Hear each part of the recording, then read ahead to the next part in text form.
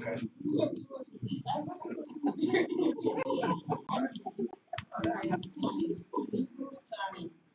Okay, so I want to welcome you. I want to take this opportunity to welcome you to Kenya, especially those of us who have traveled across the seas all the way to come to Kenya.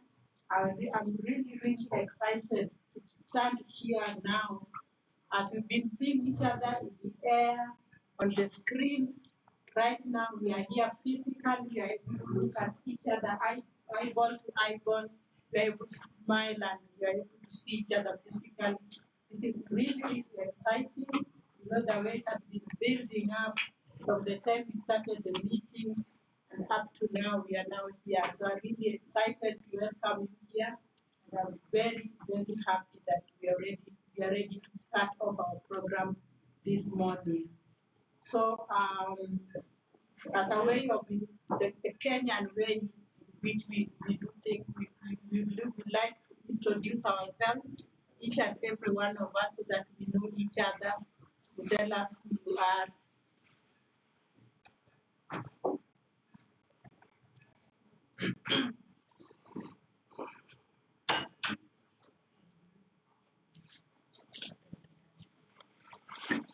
Yeah, so, okay, first and foremost, in our tradition as Kenyan, before, when we have a meeting like this, together we normally thank God. We thank God for the opportunity that He has given us to meet, even to travel all the way and come together. So the first thing we do is an opening prayer, and I'll be requesting Dr. Judy to give us a word of prayer, just to put us in good state, the Spirit and our God. Thank you. Welcome. Thank you. That's good. Our name.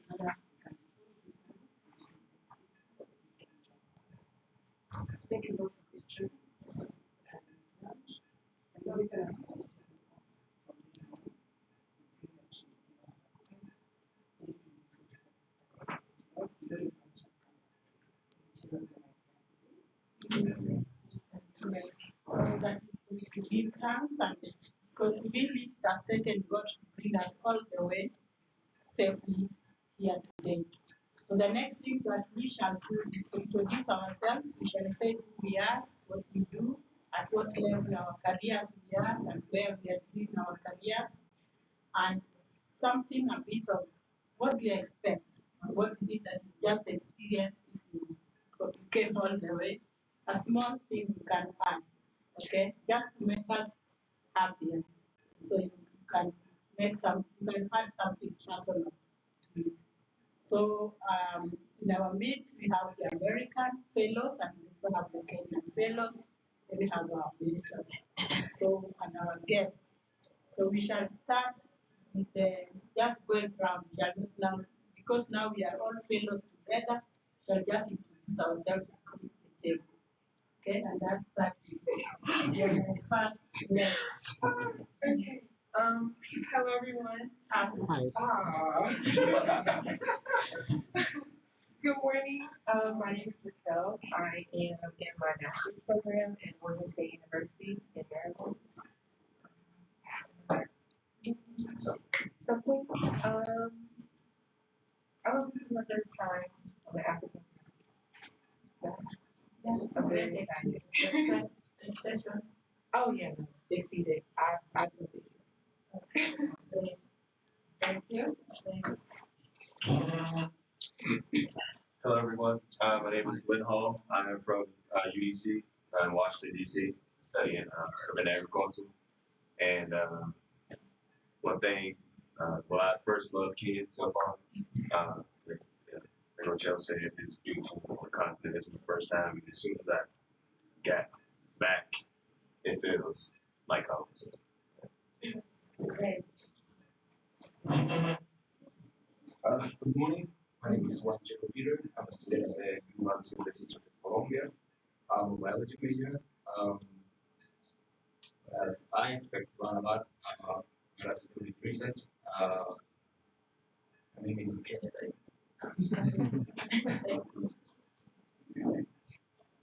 Good morning, everyone. My name is Miriam. I'm from the University in Maryland.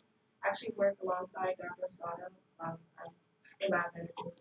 Um, so I'm just excited to kind of learn a little bit about LTMS, and just kind of like broaden my knowledge on that. So looking forward to that. And I love Kenya so far. It's really beautiful. Yeah. Hi everyone, my name is Rose Kiate. I just graduated from the University of the District of Columbia. I study urban agriculture and I love Kenya so far. And I also want to learn more about HPLC because I did a lot of lab work and research. And I also love everything about plants. So I'm trying to see if I can use natural garden maybe in the United States. I don't know. But yeah, I just have a lot of expectation. Thank you. Thank you. My name is Martina. I'm a Kenyan student affiliated to ECP and Egerton University. I study biochemistry and digital solution. Good morning, everyone. My name is Papa, and I'm from Howard University, Washington, D.C., and I'm a PhD student in microbiology and with a large interest in plant biology, even though it's not my field that I'm doing research in. And I've loved the country so far, and coming to Kenya was like, has always been on the top of my list of graduate students, so I'm just glad to be here.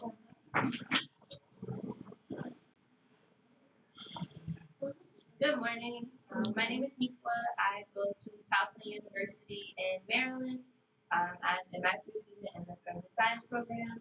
So I work with metabolites of drugs. So I'm interested to do plant metabolites and learn more about LCMS and HPTLC. Good morning. My name is Lucas Mandela from UN Environment, and I welcome all our guests and sharing the right of the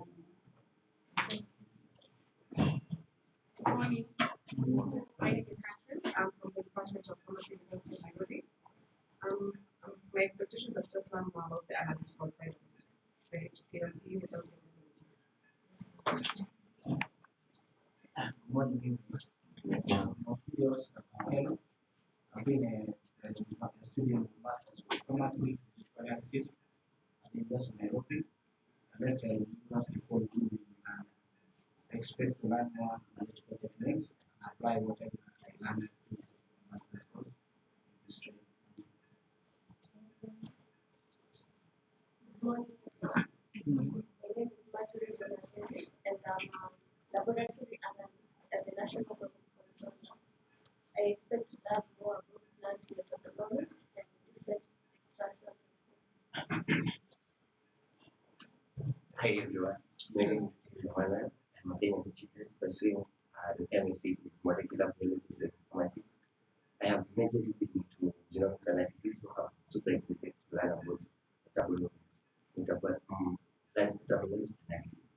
To our US student, you're welcome to you and get a good chance into the facilitators of this program. We are really grateful to everyone. Thank you. My name is Abubakar Sari Subaro, graduate student from Open State University.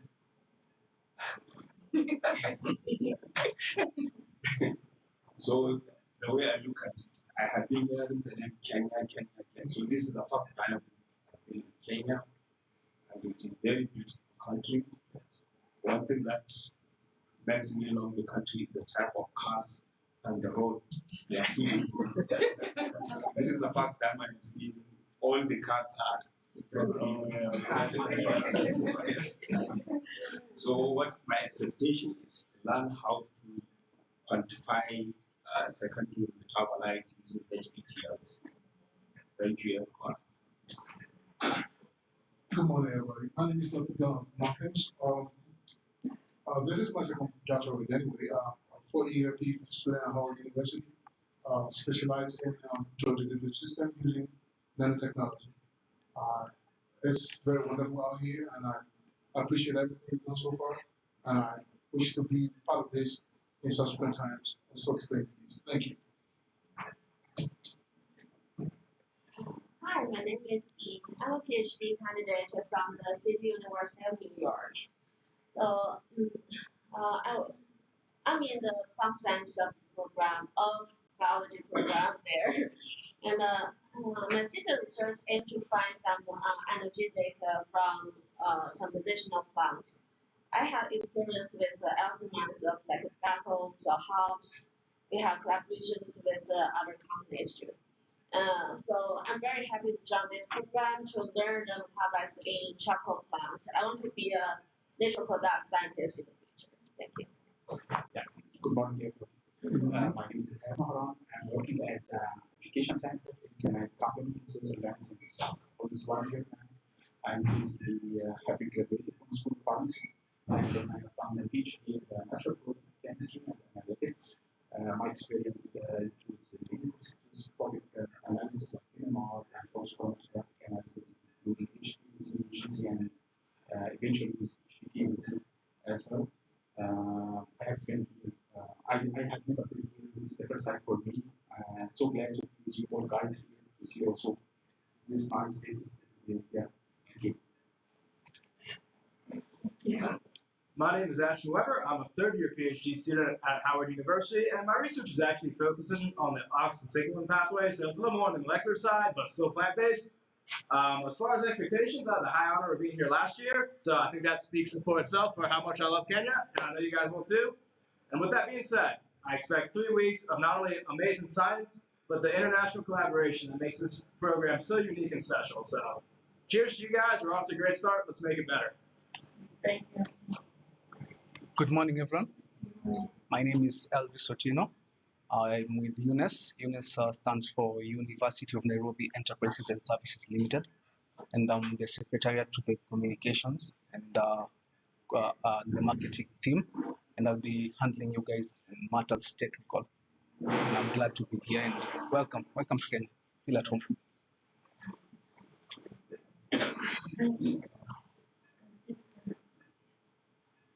So, who is who has introduced themselves? You are there, yes. Good morning. Good morning. Thank you, Mama. Baptist Nairobi. So I'm also very much interested in GLC. So we are eating get the knowledge and also of course they have machine learning and we continue using it. Okay, Judy. Good morning. I'm Judith from the Department of Biology, University. I'm a lecturer. And I'm one of the hosts. So in case of anything, please feel free to contact us. Okay? It's a session at value, and I'm also interested in morphological identification of plants. Thank you. Welcome. So, I don't want to introduce that big table. So, I will introduce myself, and then I'll take the ball to the next person. So, you've met me a lot on the air, but now we are here physically. My name is Margaret Onduka. I'm a professor of pharmacology and toxicology at the University of Nairobi School of Pharmacy. I've been teaching for many years. In pharmacology, in my department, up to last year, I was the chair of the department for pharmacology and pharmacognosy. Pharmacognosy is the real science where we look at the bioprospective of natural products, including plants, and then we look at the active principles that are there, and then we characterize them, and then we move them to our pharmacology lab where we do bioassays to see whether they have any biological activities, and that is the whole process that moves now to drug discovery. So you guys are in that mix where you are going to deal with these plants, and in the past, like when I was a student, we were dealing mainly with just the ordinary active principles. But as science has grown and molecular techniques have improved, now we are into the omics, and that is why we are here. In your age, the digital age, we are looking much deeper to see what happens when these active principles are broken down and the metabolites that come out. How do they communicate with the plant, and how can we utilize them as human beings, maybe to find better medicines for ourselves? So I'm so excited to welcome you to this science, because this is really where you guys as young scientists are going to make an impact on our lives. We're going to find better medicines using these metabolites. So I'm sure I know you're going to have a very exciting time. You're going to integrate science with culture.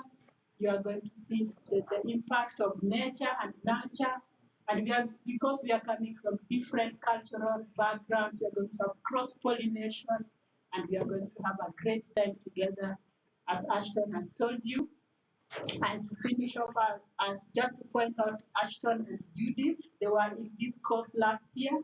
They were sitting here as fellows. So they have the experience of last course, and therefore you're welcome to interact with them. Ashton has already been giving you so much assistance in letting you all to come. And Judith is also part of that. There are two alumni. They are going to be very resourceful. So Judy and I, we are the hosts, but Judy is going to be much, much more because she was in the course last year. So she has a lot to contribute in terms of working together with Ashton to see that you go through successfully. Thank you so much. Now I will ask our PI, Dr. Osano, to come forward to introduce the Ires Kenya team and tell us more about Ires. For those who have not heard about Ires, tell us about herself, and then introduce the high table, and after that we shall move forward with the program. Should invite our chief guests also to address us. Okay.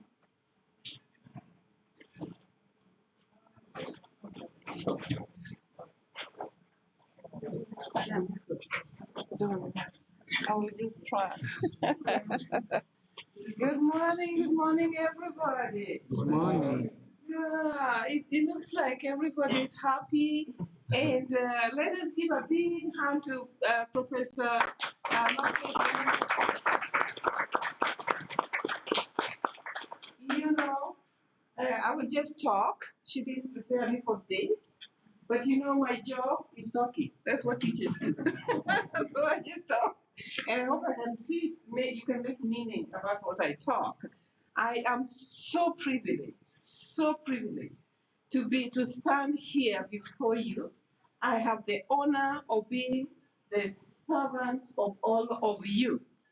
There is a manual of life that I read, and it says, if you want to be great, you have to learn to be a servant of all. And I'm so privileged. Thank you so much to the host of Nairobi University, Dr. Oluka, and she works also with Professor Shilokot, who is not here, and Dr. Judy, who is working so hard to host us. Thank you so much. I want to believe that we have the dean of the College of Biology and Science and Technology, Professor Muno. Thank you for being here. I know we kind of missed big time yesterday when we missed our big day, but we are here. We are grateful. Thank you so much to the wonderful co-laborer with me, and Professor Dr. Peng is the co-PI of this program. Thank you to the mentors that are here. Let me not forget the CAMAG. Actually, the vision of this institute as it is began because of my collaboration with CAMAG, the company that actually manufactures, is that the right word, HPTLC. I had the pleasure and the privilege of working with Dr. Rich, and we were working together just as collaborators. And one time we dreamed of an institute. We started off by thinking of an institute to train people in HPTLC, because HPTLC is a very quick methodology and he'll tell you a lot about it. And then we wanted to be able to quickly identify maybe some, and identify not just one, but look at the metabolite components And you can look at many of them at the same time and be able to tell some stories about the components of plants. And that was our dream, to begin to train people in the US. That's what we were doing. And even as we talked about it, I saw an opportunity from National Science Foundation. Those are our official funders. And I did have a privilege, let me say so. I have other grants that are funded by National Science Foundation. Two groups that are with me here are hosted by Egerton University. One group is funded by the same National Science Foundation, and we're doing food security. Another group is funded by USDA. But let me stay on National Science Foundation. So I had this other grant, and I happened to be one of the reviewers. So as we were reviewing some proposals, then I was asked actually to go and review this Ires. And as I served as a reviewer and I saw what they were doing, I said, yeah, I can do this. So the next year, there I was. I said, okay, now I want to do it. But I had the privilege of working with the program officer before. So we put together a team. Dr. Rich from Kamag, and then I had the privilege, very special privilege, of being a former faculty member of University of Nairobi. So guess who I was going to look for to be our host? University of Nairobi. And they were so kind, and they began to work with us to develop the proposal. But you know, there's so much chemistry in this work. So I knew Dr. Peng will work with me. So I reached out to Dr. Peng and I said, you know, and we had done other work together. Said, let's do this together. And, you know, he came in. And then I just was looking for the metabolic approaches. So I said, okay, where do we get the equipment? We have HPTLC. And then I looked at ISIPE. I know about ISIPE. I actually personally knew the founder of ISIPE, whose office was here. Yes, Margaret? Yes. Yes, ISIPE was founded at the University of Nairobi, near about where HPTLC is, isn't it? Exactly. Yes, so, and you will have a chance to go and work at ISIPE world-class research center. It's always amazing when I take students there and they're like, wow, this is Kenya? Yes, this is Kenya. You know, we are so proud of what is going on in Kenya, University of Nairobi, ISIPE, and even many other international research facilities. My other students have a chance to go to INRI.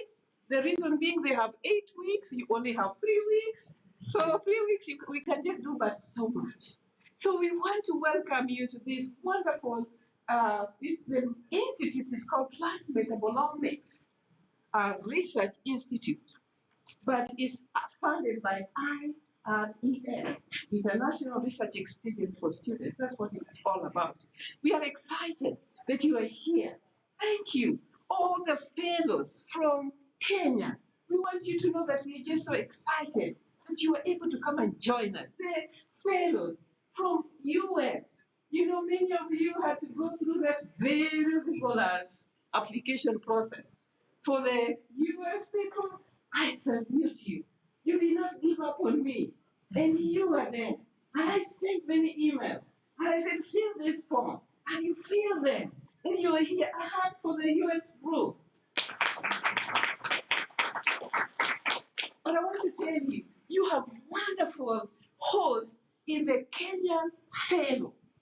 So our program is programmed so that US fellow pairs with a Kenyan fellow, and together you begin to work together. And my friend and Professor Margaret said that, you know, there's going to be that cultural experience. I was privileged to get this funding because we said we want to give you not only research, not only training, but the cultural experience. And as you work together, I'm sure the Kenyan fellows, our very wonderful hosts, let's give them a hand. Yes, you're going to work and pair and work together. You're going to learn the Kenyan experience and culture. But remember the Kenyans, the US group also have some cultures that we want to learn. I am learning a lot about the US. So for me, I am privileged, I am blessed, and I know that we are going to have a very wonderful time. And our climax cultural experience is when we go out and look at the animals and just enjoy ourselves. So we will do our very best to give you opportunity to work so hard. Let me finish by saying, he will tell you, Ashton, but I know you have the capability. So if we are focused, we'll make it. I know last time at the end of the program, and all of us looked at the posters that we made. Wow, we were all so proud. But it took some input. So I want to begin to urge you to be prepared to put some input. And the last time I checked in research, it's never 8 to 5. So we may need some time beyond 5. So I hope you prepare yourselves to work at night. Sometimes with Miriam is one of my students. We have worked throughout the night when we have posters of presentations, and I'm in my house, they're in their houses. All of the lab teams, I'm privileged to work with so many students. Our lab is like what, maybe 10 students that are doing research. When we are doing things, sometimes we just burn the midnight oil. And a lot of these students are undergraduates, but we have graduates here. I am sure you know how to do this. So I am expectant, and I know that you're going to really, really be blessed. So thank you so much, and I am excited. Dr. Cheseto just did us, wonderful work last time. Wow. You have a special mentor here, and I'm sure you'll be so glad. I just met my friend, Dr. Ahab, and I know that he will just let us be specialists in HPTLC. I know we do it. So now it's my pleasure to welcome. I wonder whether you wanted Dr. Peng to talk before the final. Yes, Dr. Peng is the official co-PI of this grant and the collaborator. So the grant has two PIs, myself, the servant, co-PI, Dr. Peng from Morgan University, the chemist in my life. That's how I call him. I'm a plant scientist by training, but I really endeavor just not too much chemistry. So I have to have chemists in my life that know it all. Dr. Peng, thank you, my friend, for always being there. We know, my students know they go to his lab to do some work. So they know that my lab, Dr. Peng's lab, our labs. Thank you. Please help talk to us. Let's give him a hand as he comes. Since Dr. Sen already said everything I want to say, so basically, my name is John Kang, and I will be giving the lecture about the TC method and LC method, and Dr. Chiseto will be help you guys in the lab. So I'm very happy. This is the second year for this program. Last year we are very successful, and I think this year will be even more successful. We start early, we get more experience, and of course, we're successful. Will not happen without all these communities help with Dr. Alanka, Judy Masiga, especially Dr. Chiseto with his help. All these instrumental operations with him. So I cannot appreciate enough for him for all this support. So you will see during the last 2 weeks. The first week is HPTLC, of course. Dr. Rich will very helpful. Last year, we do not have the opportunity to operate the HPTLC. This year, I'm glad Dr. Rich can come. You can hands-on experience on HPTLC also. So I expect a very successful year this time. Okay, so let's see the next 3 weeks. Thank you. Thank you for being short because then I can give Dr. I have a chance to say 1 minute, 2 minutes, and then Dr. Chiseto, and then before we hand it over to the guest of honor. Please greet us and tell us a little bit about yourself. Thank you, Dr. Sam. It's my great pleasure to be with you guys here. Like I said, this is the first time, and since I have been to the airport, and I see smiling faces, and this is really the first opportunity that I like very much. So, my name is Ihab Mahram. I'm working with them since 1 year. And my task is basically project-based research. We have a good collaboration with many pharmacopoeias worldwide. We are doing our own research on plants mainly. Although we have some other projects, but our main projects are concerned with or focused on the plant metabolomics or plant analysis. CAMAC is a world leader of plant productivity. We almost have invented many instruments that can help researchers and users to work in the thin layer chromatography with a new version, which is called HPTEC, or high performance thin layer chromatography. And today and throughout the next 3 working days, we will work all together to explore the concept of HPTEC and what is the application, what is the special parameters that we have to work with. And I think I will give a lecture or some seminars at the morning, and then later on we will start with the practical part. We have some plans that we have worked on that last year, and we will continue on the work. Luckily, we built the instruments from Dr. Osama, and we have installed them successfully, and they are ready to work. Hopefully, that the same score as well without any troubleshooting. But anyway, we will be together all the time from the morning until the evening. And yeah, so I'll be glad to see you this time. Thank you so much. Thank you so much. I'm very proud of Jessica, but I really want to appreciate Ashton. Ashton, please start. You know, when he volunteered to come back and he said, Dr. Sano, I've got your back, whatever that means. We'll figure that out. Yes. This young man has worked so hard. And anything I can do for you, Dr. Sano, and he just has done it.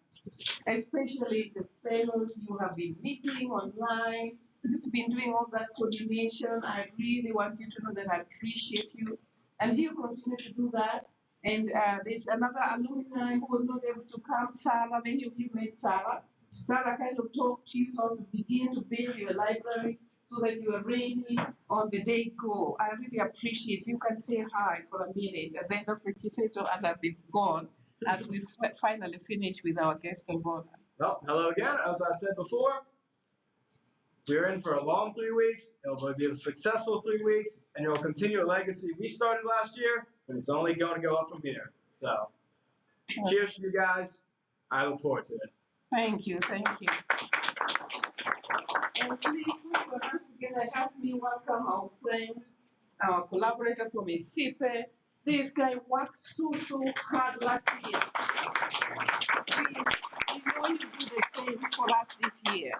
And we are just going to go to higher and higher heights. Yeah. Please Hi, say everyone. something. Yeah, ISIPE is International Center of Insect Physiology and Ecology. So insect is the theme. Every science you do has to have some insect. So we'll be doing the plant metabolomics in it, but also we do it in form of insects through to see how they are in the systems. I won't talk much about it right now, but we'll see more once we go into ISIPE to see what we're able to do in terms of analyzing using the LCMS, maybe HPLC, and perhaps GCMS. For now, I'll just say thank you so much, Professor, to have you back also this year.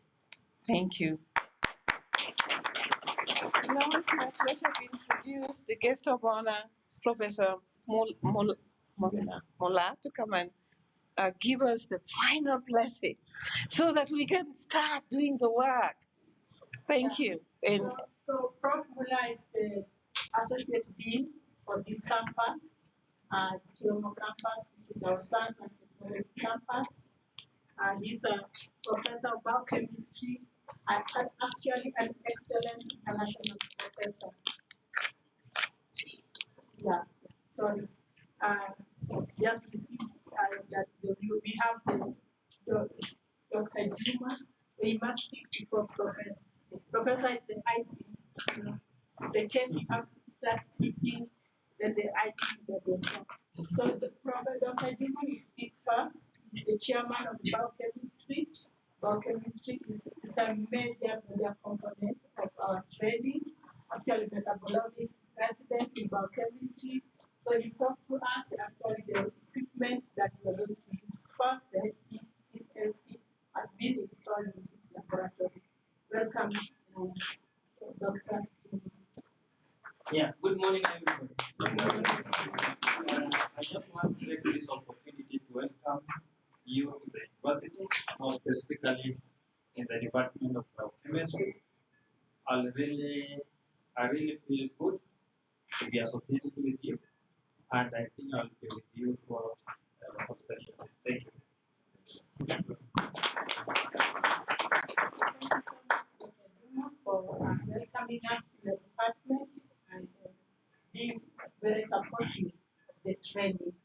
So as I was saying before, it is now our opportunity to welcome our Associate Dean, Professor Wibna, who is a renowned biochemistry professor. If you Google his name, you'll be surprised. So Prof, we are really most honored to have you come forward and open this training for us. So thank you so much. Thank you.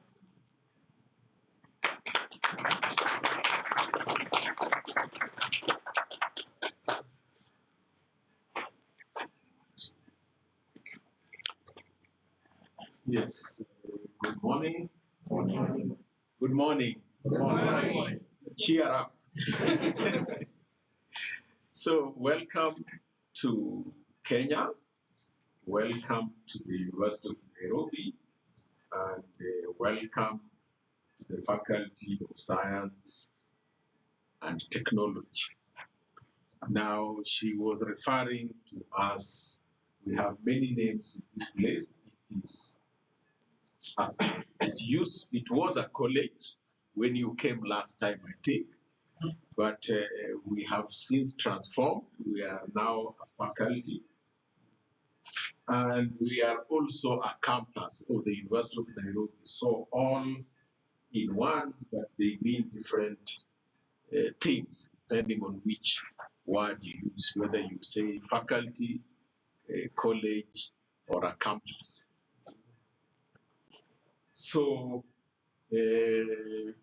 by the time you came, I was the dean of the faculty, and since then there have been elections.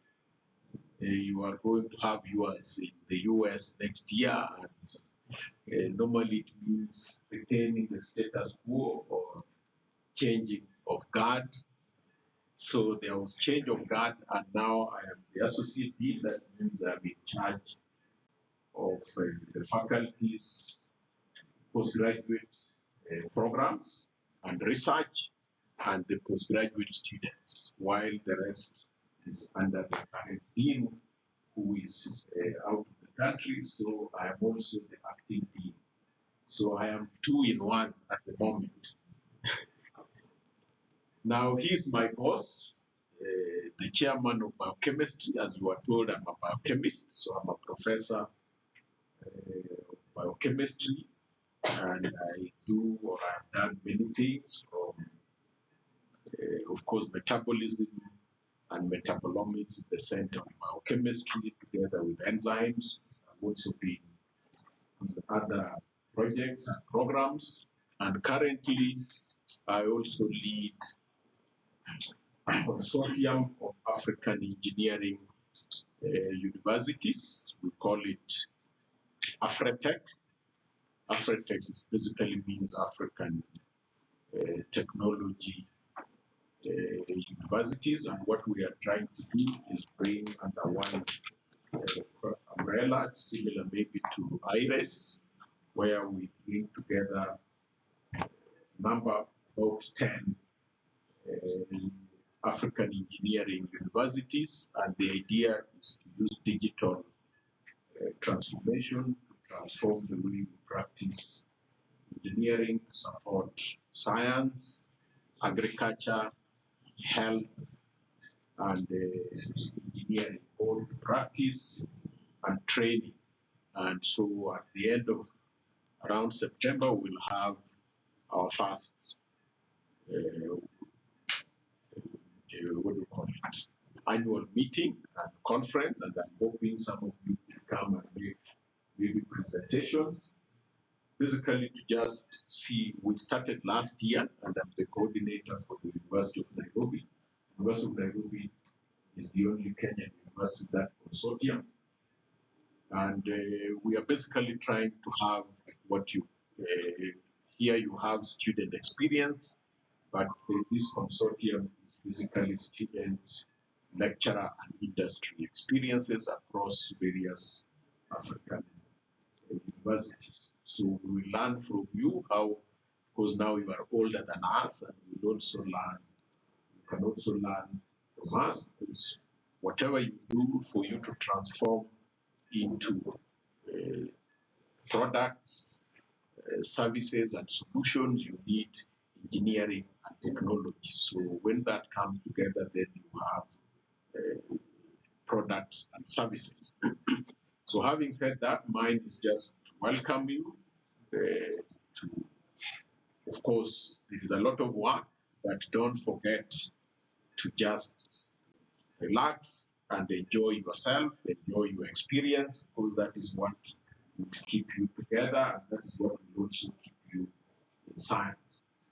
There are times I used to give up on science. The salaries are not the greatest for the amount of work you do, or you are not able to easily translate what you are doing into product. Some of it rely on politicians or your dean, and their consideration is normally not the quality of the science, is basically the political side. I mean, you can get frustrated, and sometimes when you reach there, like now you get a chance to go to Kenya, you enjoy wildlife, hospitality. When you go back and then you say, I think I need to stay in science. And so it happened to me. I remember one time I was in the UK, and then I was invited to the US. Just out of an idea, I talked over the phone. And that has kept me in science up to today. I was invited by, that time it was called Pharmacia. I think it has been bought by General Electric. And I had an idea of using enzymes to do a number of things, especially industry processes. And they are, I think that time they were one of the premier biotechnology companies in the world. So I talked to somebody who then was working in Pharmacia, and they talked to the manager and say, we have this guy here. And I was then told to go to the US Embassy in London and to apply for a visa. So I remember I went and applied for a visa, and they told me to wait. I know normally it's very difficult to get a US visa. And normally you don't get it in a country outside your own country. So here I was in London, I was expecting that you would tell me when you go to Kenya, get a visa, then. So I went there, I put my passport. Pharmacia had written to the US Embassy, they said I was an important guest for a US company. So I was told to wait. After some time, they called me and told me, your visa is ready.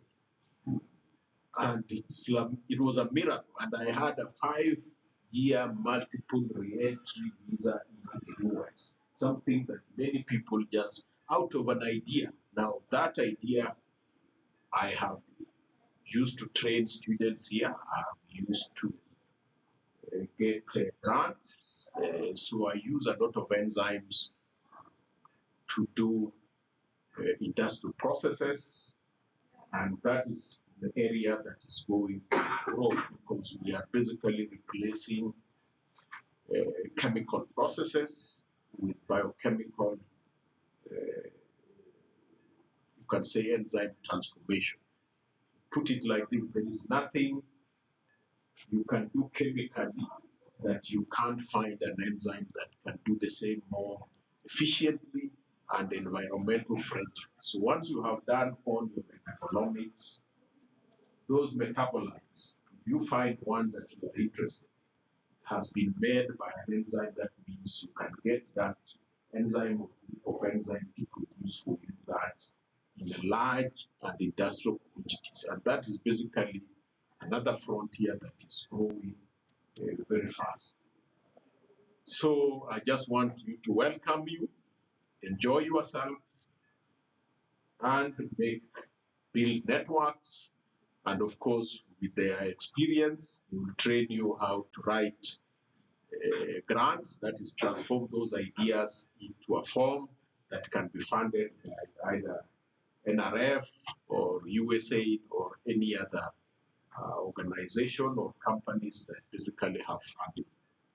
So thank you very much, and can I declare this meeting officially opened?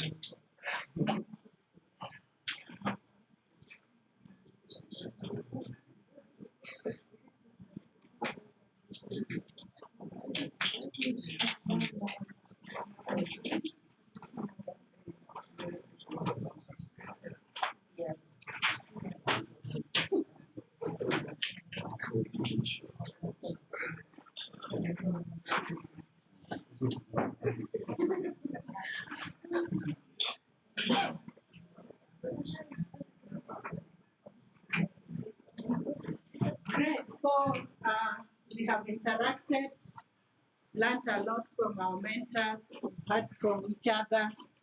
I think before we can now start some other serious, because the program is going to start off now very, very earnestly. There's a lot of lectures, theories about chromatography. You'll have to dig down from all those introductory lectures you had in year 1, year 2. He's going to introduce more difficult issues which we have to remember. But before we do that, I think it's time for us to take tea. We can break for tea and then come back for Dr. for Ahab. Ahab is easier. Yeah. Yes. So let's have tea, let's relax, have tea, and then we can now start our training. Okay? She's downstairs, the restaurant downstairs. So Elvis, we need to arrange the room again.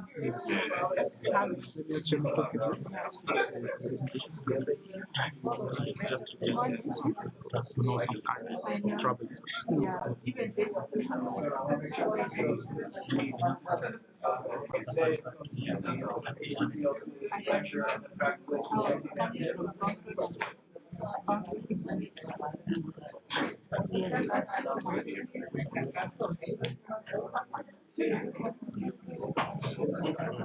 Hi guys, don't be shy. So we are glad to have you. I'm so glad to really, it's the honor of mine to be here. As I thought, Are you going to go to the lectures? I'm going to give a lecture. This time we will do it in person. Once I knew that I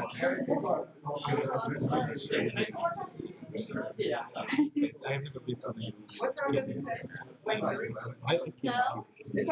I was expected it since I thought it for this is so great. It's a really, really, it's a very good audience. It's very great people.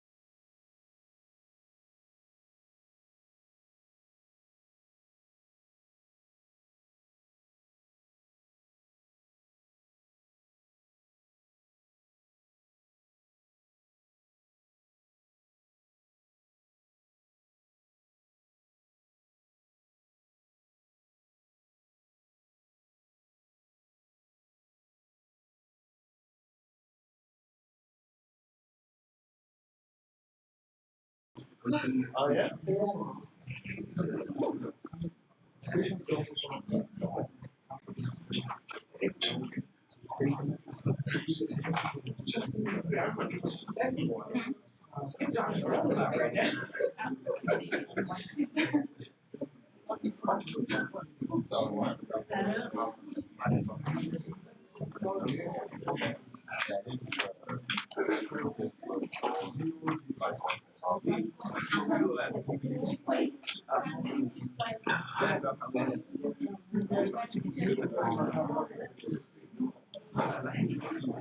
Should be like that. Password. All good. It's fine. Good morning. Yes. Nice to meet you. You're my partner for Wonderful. Yeah. You excited? Okay. We will, yes.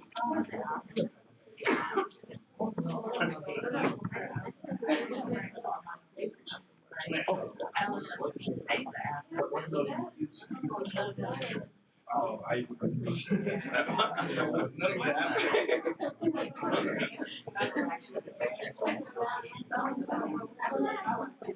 I use one of those, like for classes.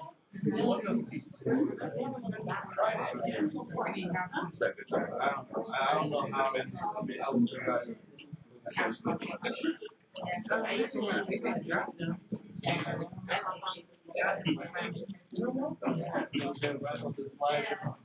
What I highlight into my yeah, I'm honestly like really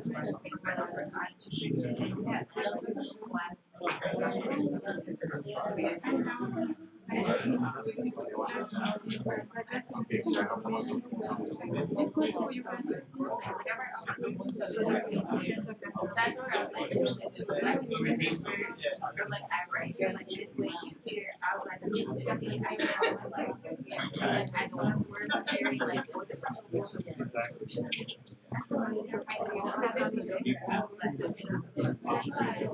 I'm like, here's your lecture. You wrote on it. I'm like,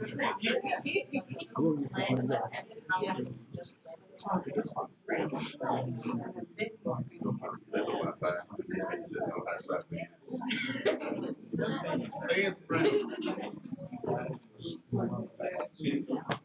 So, but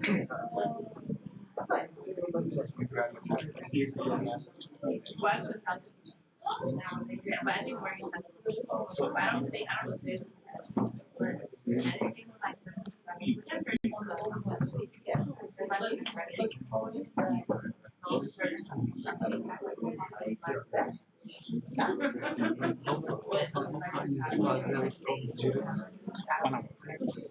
By train.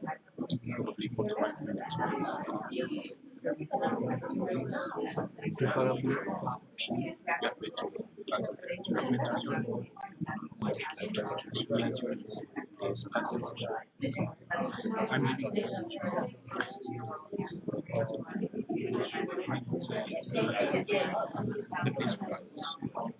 Because I was like, students have to 40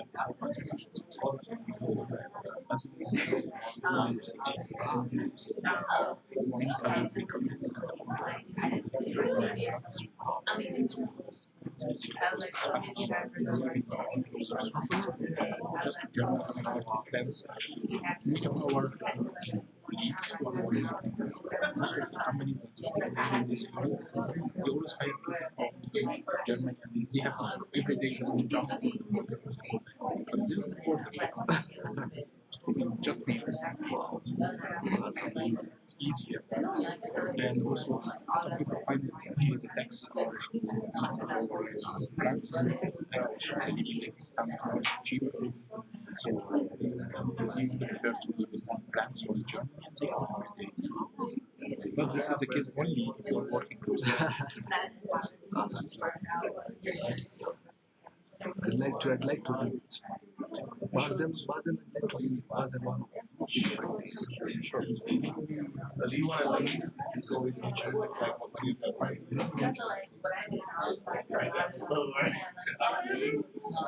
So I'm no go. Yeah. You like it close.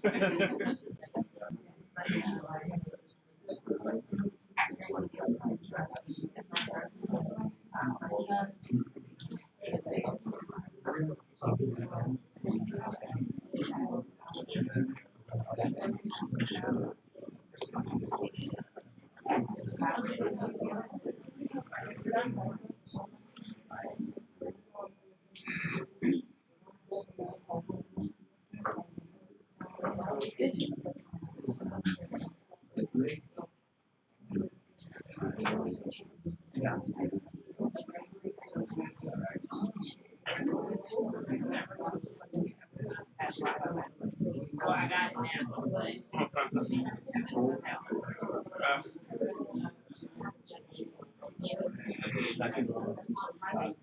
Yeah, it's a good level. And then I used to want to that was good. Yes. You don't watch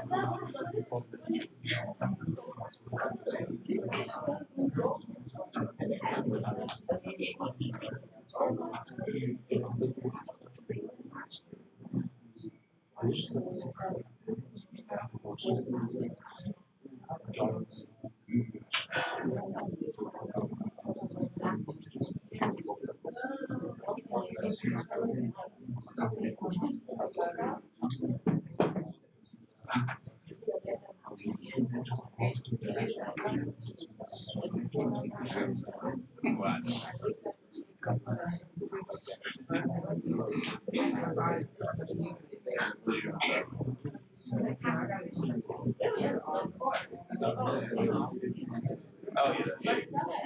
That is easy.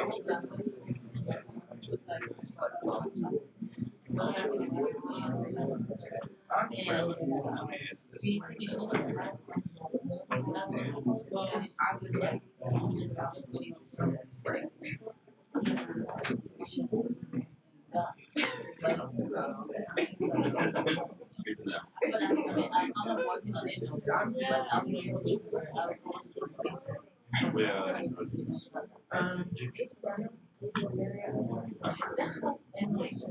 don't know why.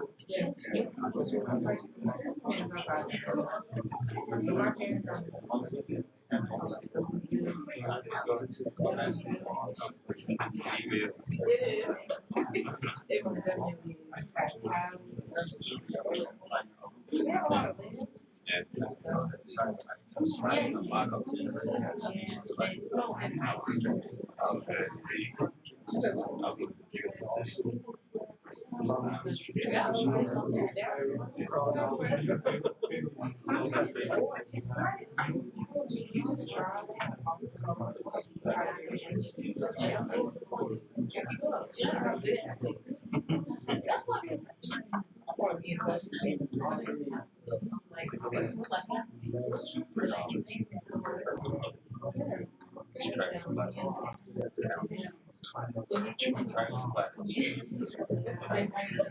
Yeah.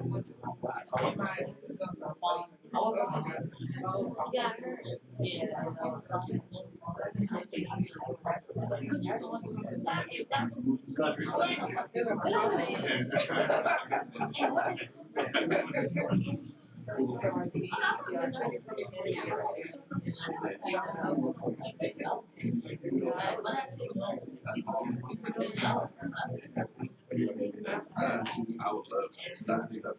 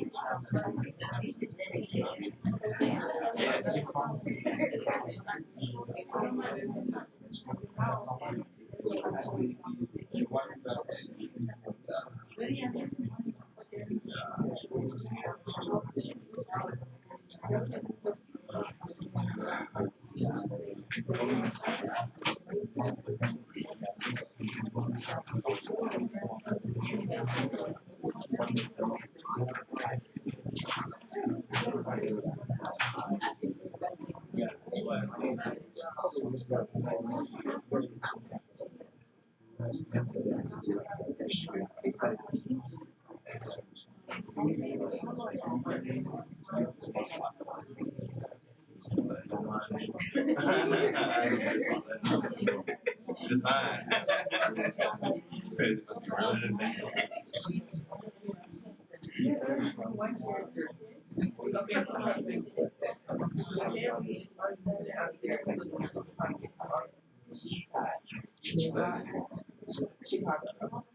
So they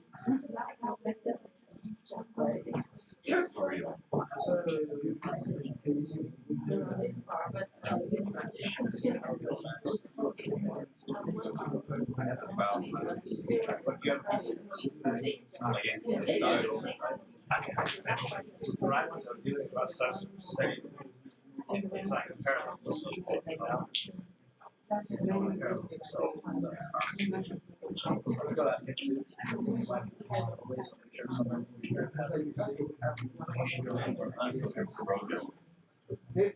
you should be good.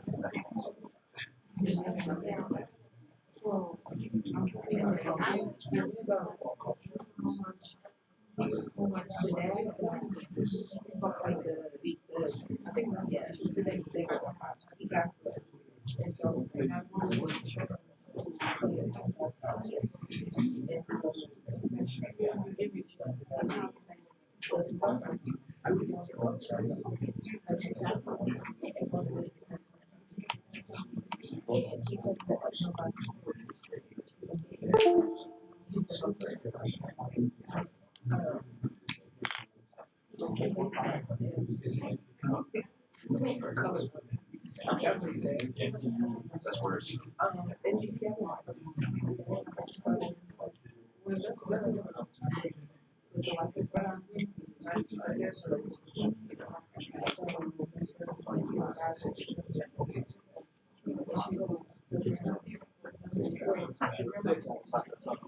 How much of a quick question is it? Podcasts is only on PCs, right? That was one I was installed. So I checked this before, it's not on PC. But you have to have a PC up. It's like if I go here, it's system requirements. It only says PC, and when I go here, so it's a parallel system, it's not supposed to be on Mac OS. That's so it's true. It can only be used on PC, right? But also, you think the problem is only she has Mac and I don't like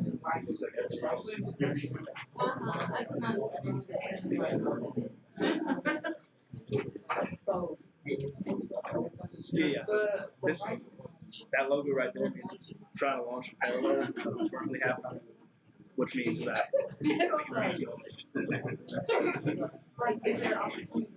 I think I worked this on PC because I thought it was kind of strange, but I was on my laptop every time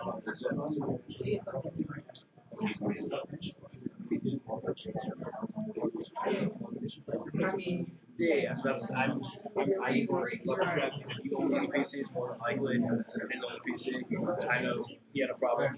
Those two had a problem opening it, but they haven't opened it yet. But the other, well, PC, you go double check Windows, yes. So it seems like all the Windows should be fine. But with Mac, I think it just doesn't work. It's almost so make sure everyone's there. If you haven't been, I want to go double check, make sure everyone's on. They were told to do it.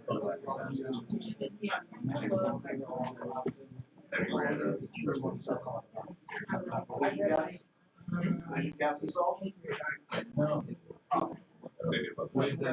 She wrote her. I'll resend it again.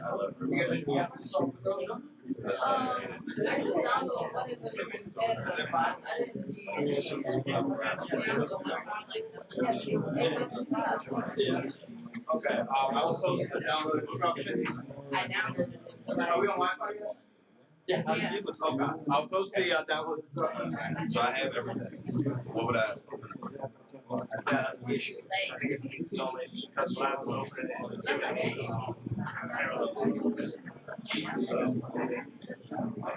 I will share this download instructions in the WhatsApp group. I'll send the link and the download instructions then.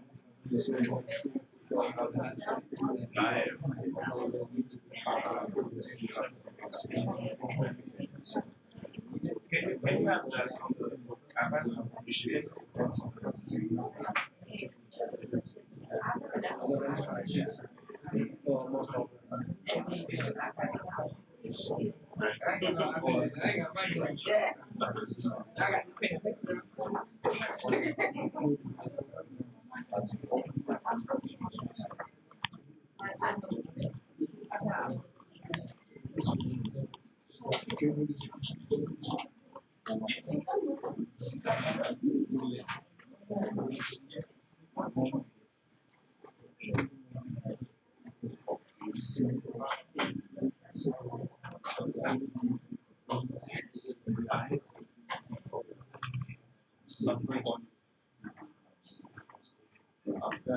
Alright, Peter. Come through. What's up? Yeah. Got it. Alright. So top one is the installation instructions, how to use a zip. That should work on PCs. And then the other one is the product itself. So, Kenya team, you guys got the Vision Cat stuff. Okay, so this one popped in our collaborative chat. If you guys can start the process when we start the lecture. And So if you don't, did you add me to the channel? huh? I didn't. What did you say? I have uploaded. I watched the videos Maybe not. Yeah. I think I have a problem with that. Because that the only thing is PC requirements. So today's probably just going to be the introduction.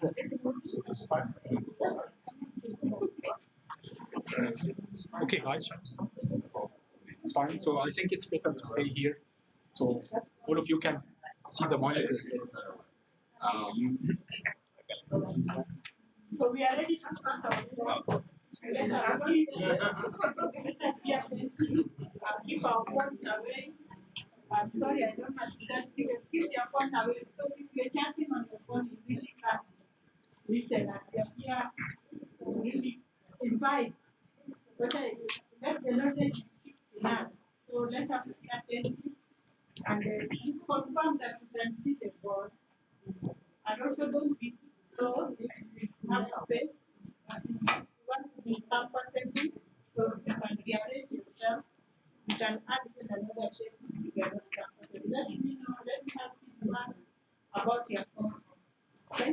Now we still have two more best seat here, so maybe somebody wants to sit in here can see clearly. That's your consider. Please come and sit. Let us have some space. You're okay? Yeah. Okay. The comfort is very important, especially since you're going to sitting for quite some time. You need to be comfortable.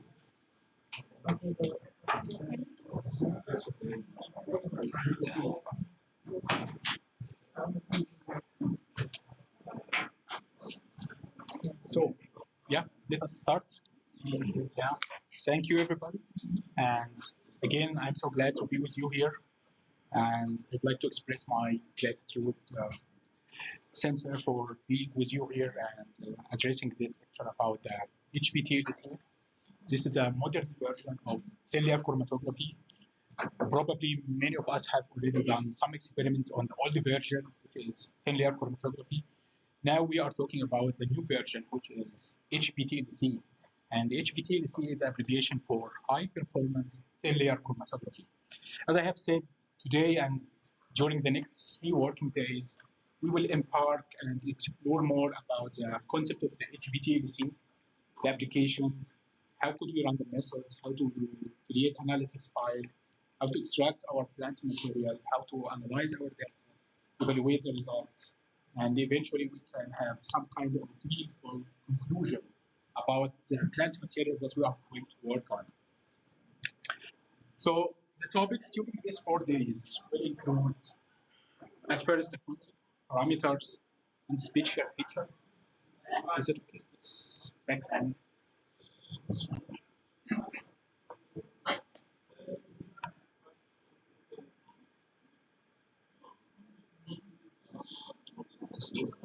Yeah. Okay. So method standardization, because before you do any method, you have to look into how to standardize your method. Otherwise, I cannot copy your method and do it in my lab. Especially we are working in different continents, different countries. We have different environmental conditions. Different experimental parameters can be affecting the HPTC. So we have to standardize our method as well. The software that's running all of this, because before, without software, you cannot document your results. You should have a reliable software where you can run the instruments automatically and also document your results as well. So you can use it later for publication, for including into a report, giving in presentation. So you should have a reliable software that can document your results. Comprehensive HPT fingerprinting, and this is mainly will be applied for the plant because you have chromatogram analysis file where you can say, okay, this is a fingerprint for this plant, and I'm going to use it as my reference fingerprint. So I can compare any other material that's coming to me according to this chromatogram. Quantitative HPLC, this is recent approach for the failure chromatography because it was hard at the beginning, or previously this was a kind of limitation for the technique itself to quantify the material, to quantify your compound into the plate. And the people all the way going back to the HPLC or GC to do this part. Now we can do also quantitative HPLC as well. The application of HPLC every day, because the technique is keep progressing, the instruments also are keeping quite invented. So many applications has now been opened, and the researchers themselves they even give more application than the company who has manufactured the instruments. So, and finally, I will also let you know how to get support and information, how to get access to the databases, how to get access to the method files, how to explore many other methods for other plants. If it's close to your plant species or plant family, how could I find a proper method for me? So this is also the last part that I will give on Tuesday. So let's start with the concept and the basic parameters for HPTLC. HPTLC is a type of planar chromatography, and together with two other chromatography, which is vapor chromatography, failure chromatography, and now we have HPTLC, which is high performance failure chromatography. As the name implies, planar means flat, so because we have separation of a flat or a stationary phase, and HPTLC or the planar chromatography has two main characteristics. It's an open system, which means it can be influenced or impacted by the environmental condition where I do my experiment. So I have to control such things. This is offline principle. So you can do the application, and this involves some manual movement of the plate. So you do the application and then take the plate, put it into the developing chamber. And after development, you have to derivatize your plate. And finally, you put it into the visualizer where you have to find a documentation system. So all of this includes some part of manual work. Nowadays, CAMAG has already manufactures many instruments that can do the things automatically, but this is very recent. Previously, nobody knows about this automation of HPLC.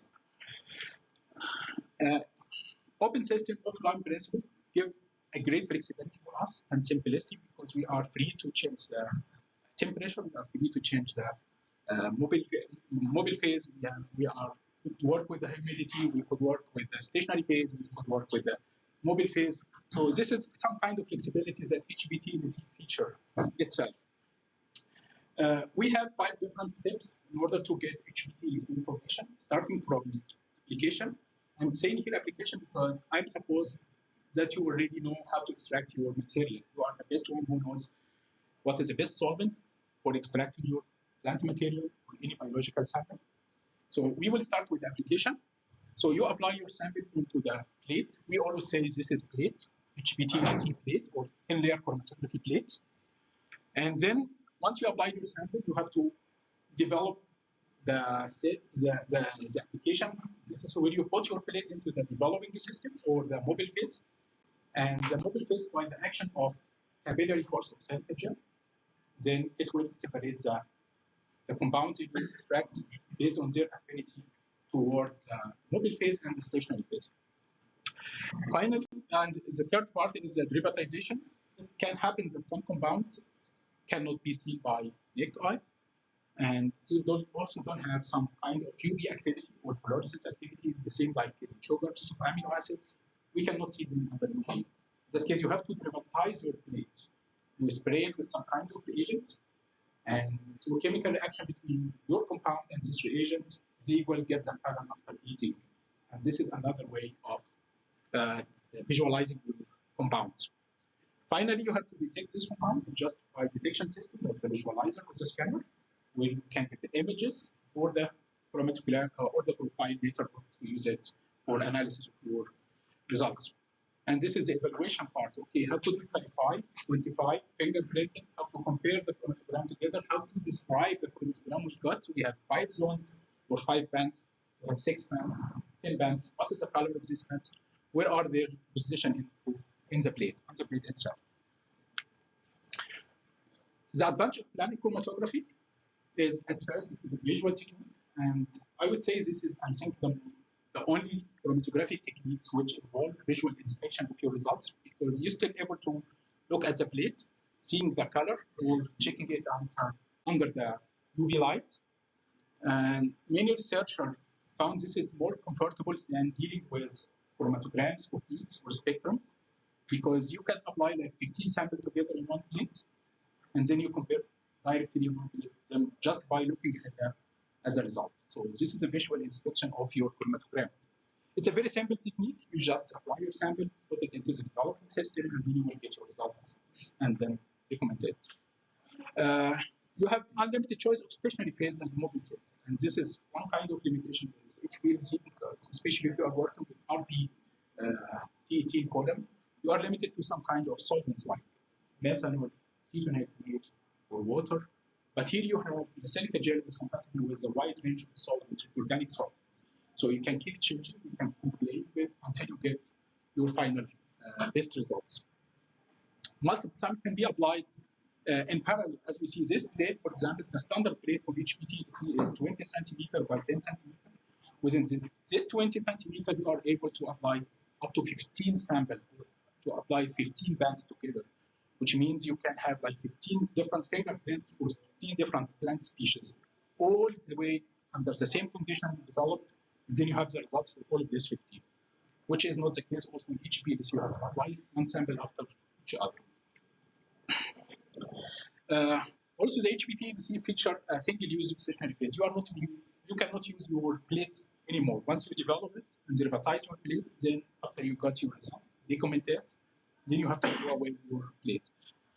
You can keep it, but you cannot reuse it. You cannot apply any sample anymore in the plate. And some researchers found this is good because you are not worried anymore about the cleaning of the stationary phase. So every time you use a clean one, and you are sure that there is no cross-contamination, and there is no carryover from the previous samples in your column, for example. Multiple detection mode, I have said, as we said, okay, we have our plate. It can happen that some sample have already can be seen by color. For example, the food dyes can be seen in the white light. But if not, we can still put our plate into the visualizer and see it under the UV light. If not, we can still able to derivatize them.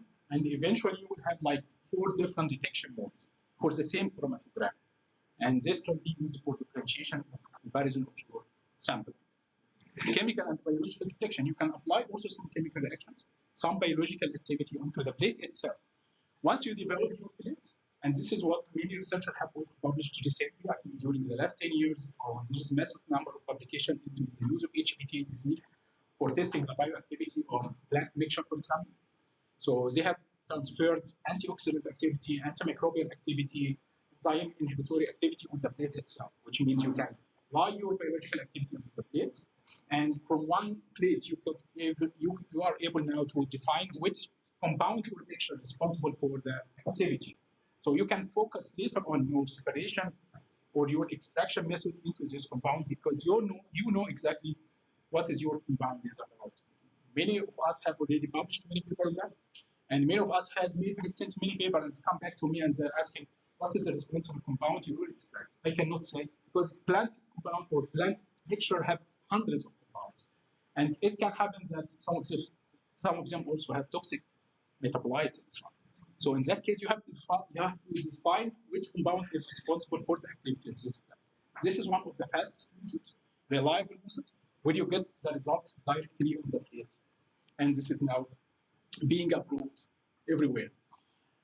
Just as a comparison between the HPT-LC and HPLC, I'm sure that many of you have already also worked in HPLC, which is high performance liquid chromatography.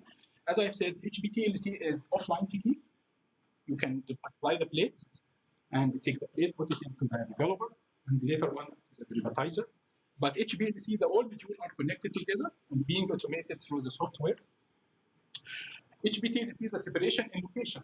As we see in the plate, okay, we have this band or these bands in this location in the plate. But for HPLC, separation is in time. We're always dealing with retention time. We say this compound is being eluted at that retention time from the column. But in HPT-LC, we're not dealing with the time. We're dealing with the location of the bands. The signal that you got from the detector is a function of location, which is retardation factor. We always call it RF. But for HPLC, the signal is a function of retention time. The mobile phase in HPT-LC is driven up by the capillary forces on the silica gel. However, in HPLC, there is a pump that can deliver a constant flow of the mobile phase. In HPT-LC, we are focusing on the entire composition of your sample. So even if your compound not fully eluted or not fully separated, you are still able to see the remaining, either at the application line or at the front line at the top. So you have a whole picture. Okay, you could say, after development, I still have many compounds at the starting line or the application line. I have to modify my mobile phase to get this compound developed. In HPLC, this is hard. You cannot see this. You see only what's coming out of the column. And what is retained inside, you have to work for cleaning the column inside. So this is also some of the features of HPT-LC. For TLC, the one who has the old version of failure chromatography, HPT-LC feature many other advantages because you have reproducibility is better. The particle size is smaller in HPT-LC, which means silica gel can be well packed and efficient separation can happen. You have a highly standard method. TLC, it's always challenging to have a standard method that you can transfer it from one lab to another lab. But with HPT-LC, you are able to standardize your method just as a parameter, so any other people in the whole world can apply this method. Also, you could have a digital images and the scan from the HPT-LC. And from this digital images and so image processing software, you are able to work on these images and you analyze your data and eventually you have some kind of meaningful conclusion. I see this is the main difference between the HPT-LC and thin-layer chromatography. This is the thin-layer chromatography that we have used to do. We have did a lot of that, but this is not what we are talking about. Because from this chromatogram, you will not be able to have a meaningful information. You are not able to describe your chromatogram. How many zones do you have? What is the position? What's the parameter? This is a very old technique. This is what we are talking about. This is the HPT-LC. And this is what our course will focus during this days, how to develop a chromatogram like that. What is the instruments that have been used to obtain such nice chromatogram? The evolution of HPT-LC in the European pharmacopoeia has gone through many years since the 60s, as we see here. At the first, they say, okay, we can apply some technique that I have seen many people who have put silica, make it like a slurry, and then pour it into the glass plate, glass support. This is very old, also fashioned. In 2001, they started to publish what's so-called prefabricated plates. Now we have Sigma, we have Merck, we have many other companies or manufacturers who can supply you with already ready-made TLC plates. They also realized the importance of band application. Previously, it was like spot, you just put spot into plate.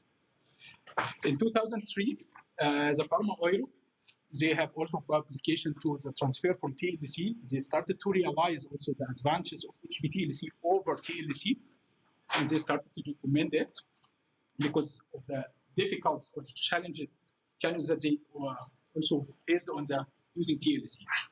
In 2017, this is a breakthrough.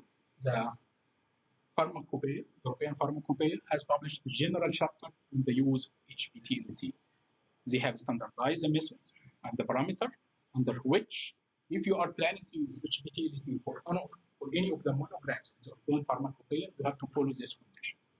And since when we are working on that, on HPTLC, because this will be the future of linear chromatography.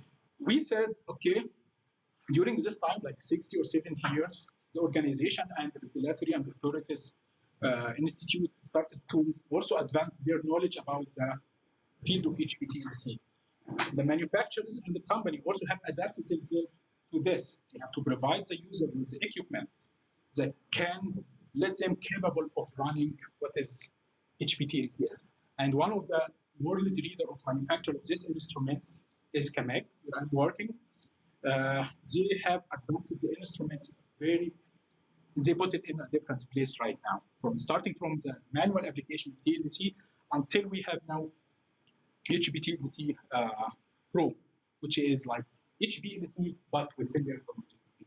You put your bead from one side and you get it already done from the other side, the same like you have in HPLC but with linear chromatography. So how the planar chromatography or HPLC usually works? At first, you prepare your sample, and then your sample is introduced into the chromatic support, which is mainly stationary phase and the mobile phase. For any chromatographic system, we know that it should be composed of three components: stationary phase, this is the phase that is stationary in place, like the silica gel; mobile phase, which transfer my compounds from the stationary phase; and the sample components that you need to separate. The sample components are now dissolved in the mobile phase, and the mobile phase takes the sample components out, and through different affinity of the molecules of your mixture, then the retention will happen. Either when retained in the stationary phase or can be eluted and go with the mobile phase. So the retention mechanism works, for example, if we have two compounds, K1 and K2, and we do the HPTLC or the linear chromatography, they will be separated along your plate. And depending on their affinities to the stationary phase and the mobile phase, then they will get separated. So, and the K, which is partition coefficient, it defines the ratio for the concentration of your compound in the stationary phase over the concentration of your compound in the mobile phase. And depending on this ratio, you can say, okay, my compound will be preferentially retained in the stationary phase, or even go with the mobile phase up to the end of the plate. The resolution or the selectivity, as we see here, this is the ratio between the partition coefficient of compound 1 and the partition coefficient of compound 2. And the more is the selectivity, the better is the separation. And this is what we are looking for. We need a separated bands. So at the end, we could be able to describe our chromatograph. If the bands or the compounds are eluting together and interfere with each other, then it will be very hard to describe the plate at the end. And even if you look for quantitative analysis, it's better to have a higher resolution or selectivity of your mobile phase to look at. Most of the time, the stationary phase is silica gel, and this is, I think, about 90 or 95% of the users are using. There is other stationary phases or material for stationary phases, but silica gel is the most widely used as adsorbent for TLC. It has an irregular shape, as we see, but some manufacturers has also invented what's so-called spherical shaped silica. They say it's better separation. The silica gel particles have a pore size of 60 angstrom, and the plate itself has a thickness between 200 micrometer and 250 micrometer.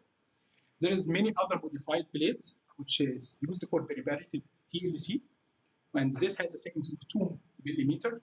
And for the plate who are used for mass spectrometry, it's always lower thickness or smaller thickness, 100 micrometer. The particle size of HPTLC silica is very small, as we see here. It is up to 8, from 4 to 8 micrometer, which is very small. And this gives the advantage to HPTLC over TLC, because TLC particle size is up to 20, as we see, from 15 to 20. The smaller is the particle size, the better is the particle size and size distribution as well. If you have a lower size distribution, then it's easy for you to pack your column or to pack your support, which your silica and support material, and eventually you will have an efficient separation of your compounds, and thus you have also better selectivity. Since we are talking about adsorbent of 90% that you're usually using, this is the silica gel, then we have to talk also about the prepared silica gel. It has a higher surface area, 600 meter per gram, and even more, about 800 micrometers. The size of the silica gel particles and the size distribution of silica gel play a crucial role for the separation of your mixture. And the silica gel features on its surface many functional groups within which the functional group and the molecules that being separated can interact. And this functional group include free silanol, as we see here, and also geminal silanol. We have also associated silanol and the siloxane group right here. And it can happen also with this silanol group, that there is water from the environment can interact with that. We all know by nature that silica is having higher selectivity, having higher affinity to the water in the atmosphere, and it absorbs humidity very fast and being absorbed.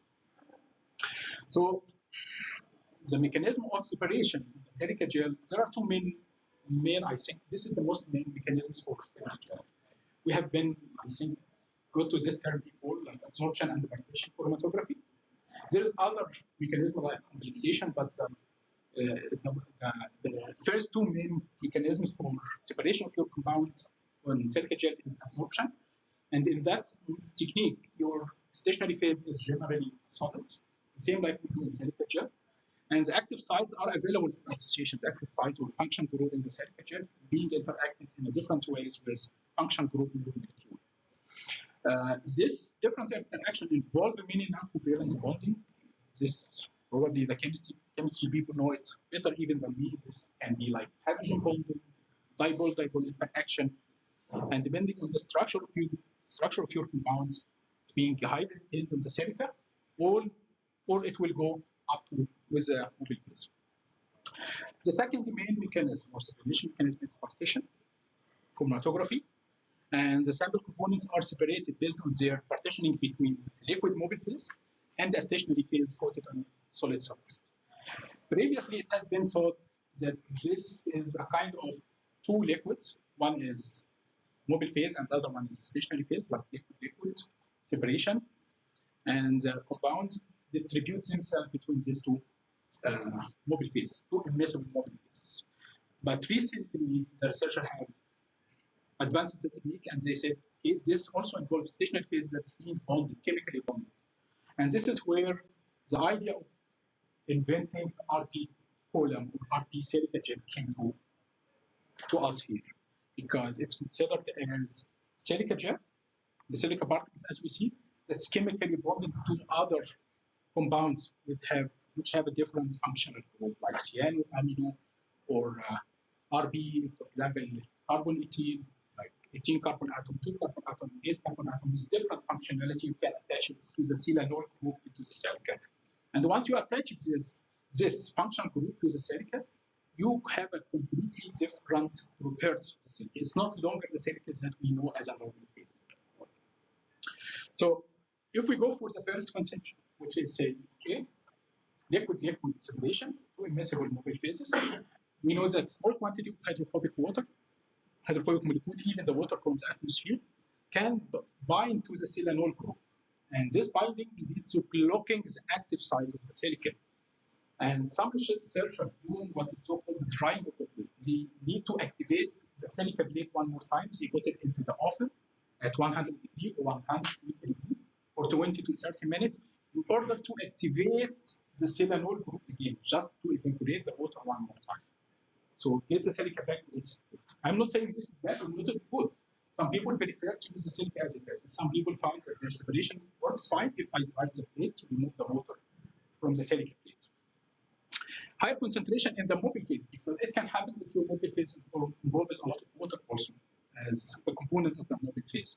In that case, this mobile phase can interact with this silanol group, making the thin layer over the silica, and then we have the partition. And now we shifted from adsorption chromatography to partition chromatography, because now we have a mobile phase and also another phase, stationary phase that's also liquid, and this is considered. So this is what actually happens if we have a lot of water in our mobile phase. It forms a layer after the stationary phase, and then we have our mobile phase. And the more, when you develop your system, you develop your plate, you get the compound being separated by partitioning between these two immiscible or immiscible phases.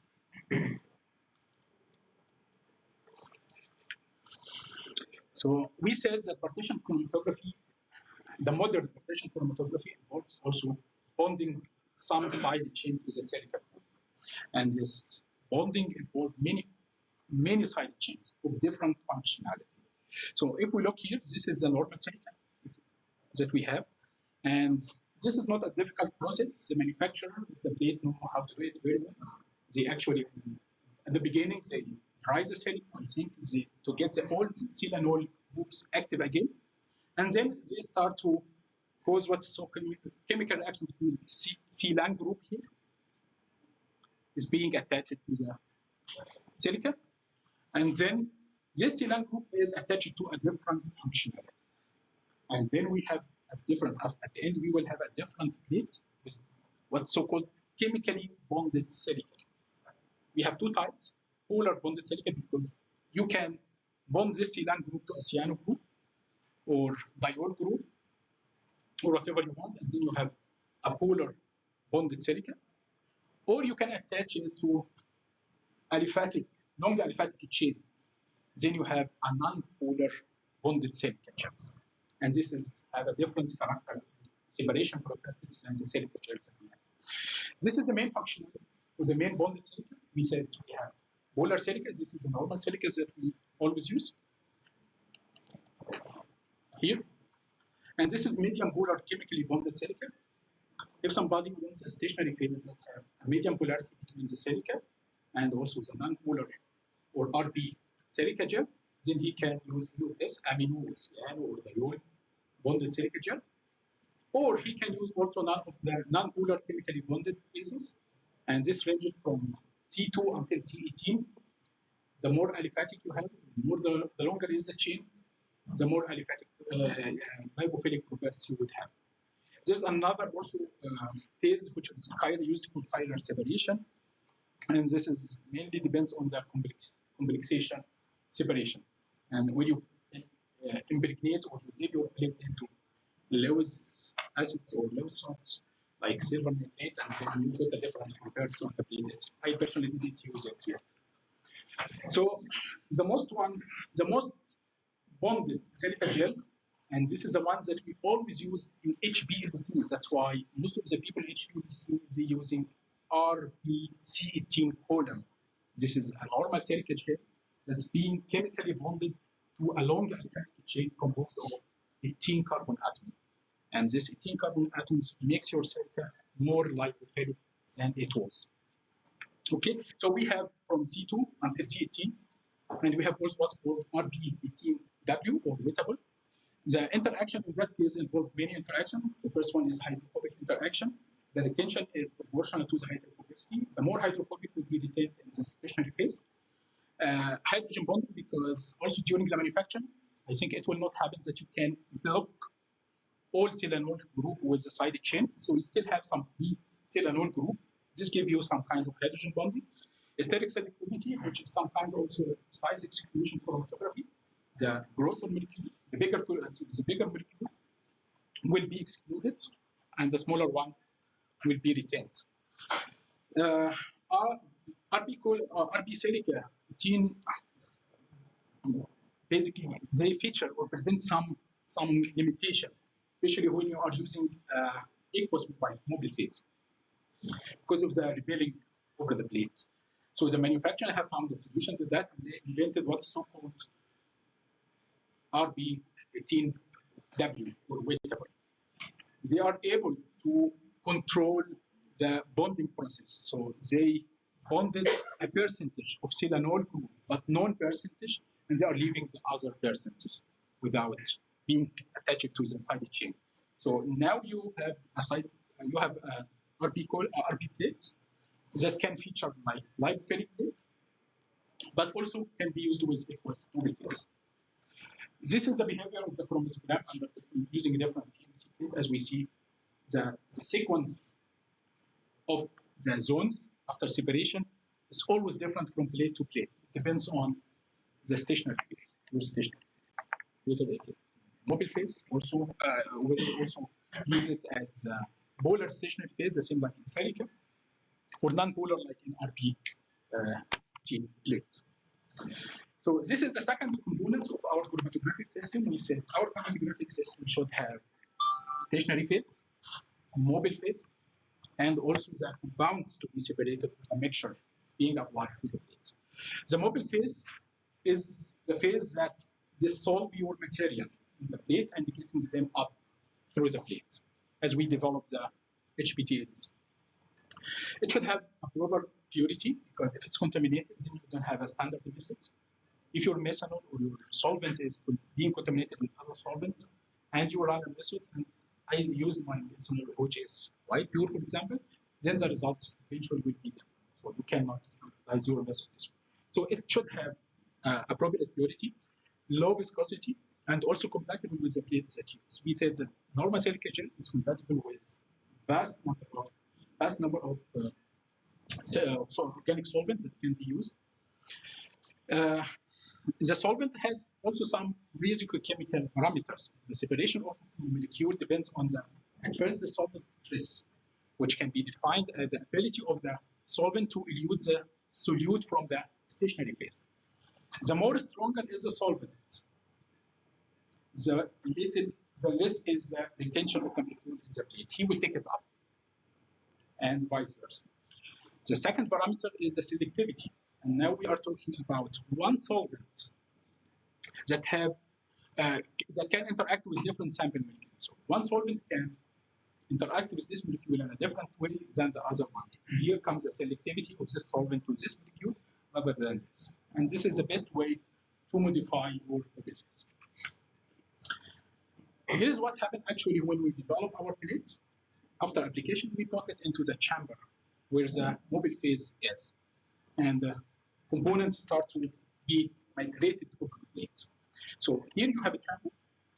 Usually you have like a saturation bed, which is kind of filter paper that's put. This can expedite the process of saturation inside the chamber. And then you put your mobile phase here, and then the mobile phase starts to evaporate because we are using organic solvent. Once you put your plate with the compound in, then start the process of equilibrium. And with the time, the compounds are being separated. And then we obtain our chromatogram as we see. And this is chamber. This is not a closed one. It's not like in column chromatography. In column chromatography, we don't have a gas phase. We have a stationary phase, compounds come, and then mobile phase. We don't have any space inside the column. And the presence of this gas phase, as we see around the plate and the filter paper, also play an important role in this equation because the solvent that you put, the mobile phase you put, it will evaporate inside this chamber and will have some kind of phase equilibrium. And it can happen that this gas phase has a different composition from the initial mobile phase you put at the beginning because we have a different vapor pressure for each solvent. So dichloromethane evaporates faster than methanol. Toluene and hexane evaporates faster than some others. So this will affect the chromatographic process. And that's why in many cases, planar chromatography is very hard to expect what are the results or predict the final results because many factors can play a role in that. So inside the chamber, we have 4 different processes that can happen individually or simultaneously together. It means what you are deciding or what you are planned for your experiment. Once we put the solvent right here in the chamber with a filter paper, then some of the solvent start to evaporate, and then the gas phase will be full with the mobile phase molecule. And depending on the vapor pressure of the solvent you used, then it will determine what is the final composition of the gas phase. So if you are using toluene and ether, for example, ether has a higher vapor pressure, then it will evaporate faster. Then your gas phase will be full or will have a higher proportion from the ethers than from protein.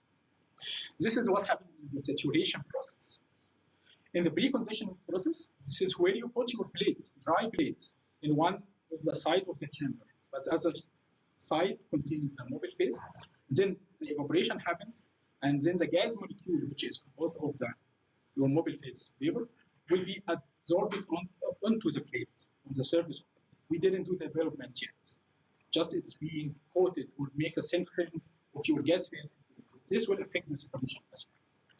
Some people put the plate directly without saturation or reconditioning, and then evaporation happens. This is what the evaporation can. Unless you saturate your plate, you will have evaporation because you still have a space that's not being equilibrium with the mobile phase.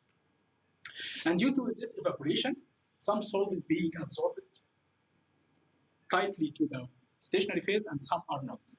So in the case of Isa, because he think it's more cooler, then he will be absorbed more into the silica gel, leaving the turbine evaporating, and then we have what is called secondary flaunting. And this secondary flaunting is always a challenging problem for the people who are doing secondary chromatography. So we always recommend that you have to saturate your chamber by putting the solvent inside before you put your plate. So you have some kind of equilibration inside the chamber. The duration, which is necessary for equilibrium or saturation, I have said it depends on the vapor pressure of the gas of the solvent you have used.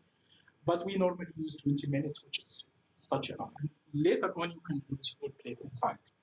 For this, you can do it in the lab, but we have also the machines that can do it automatically.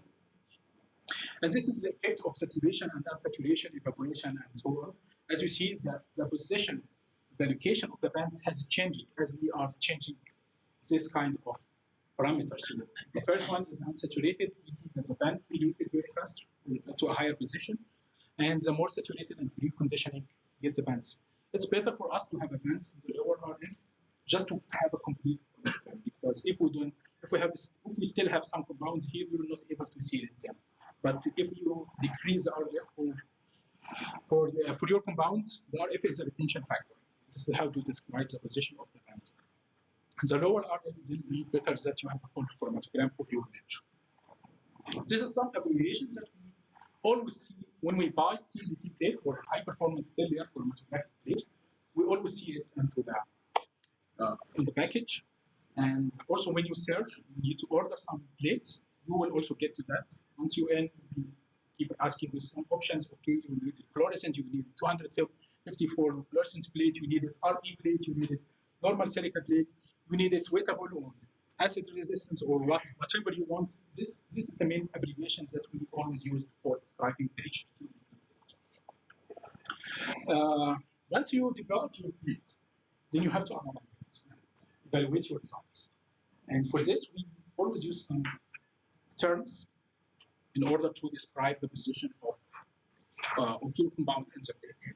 The first term that we always come with is the RF, which is retardation factor.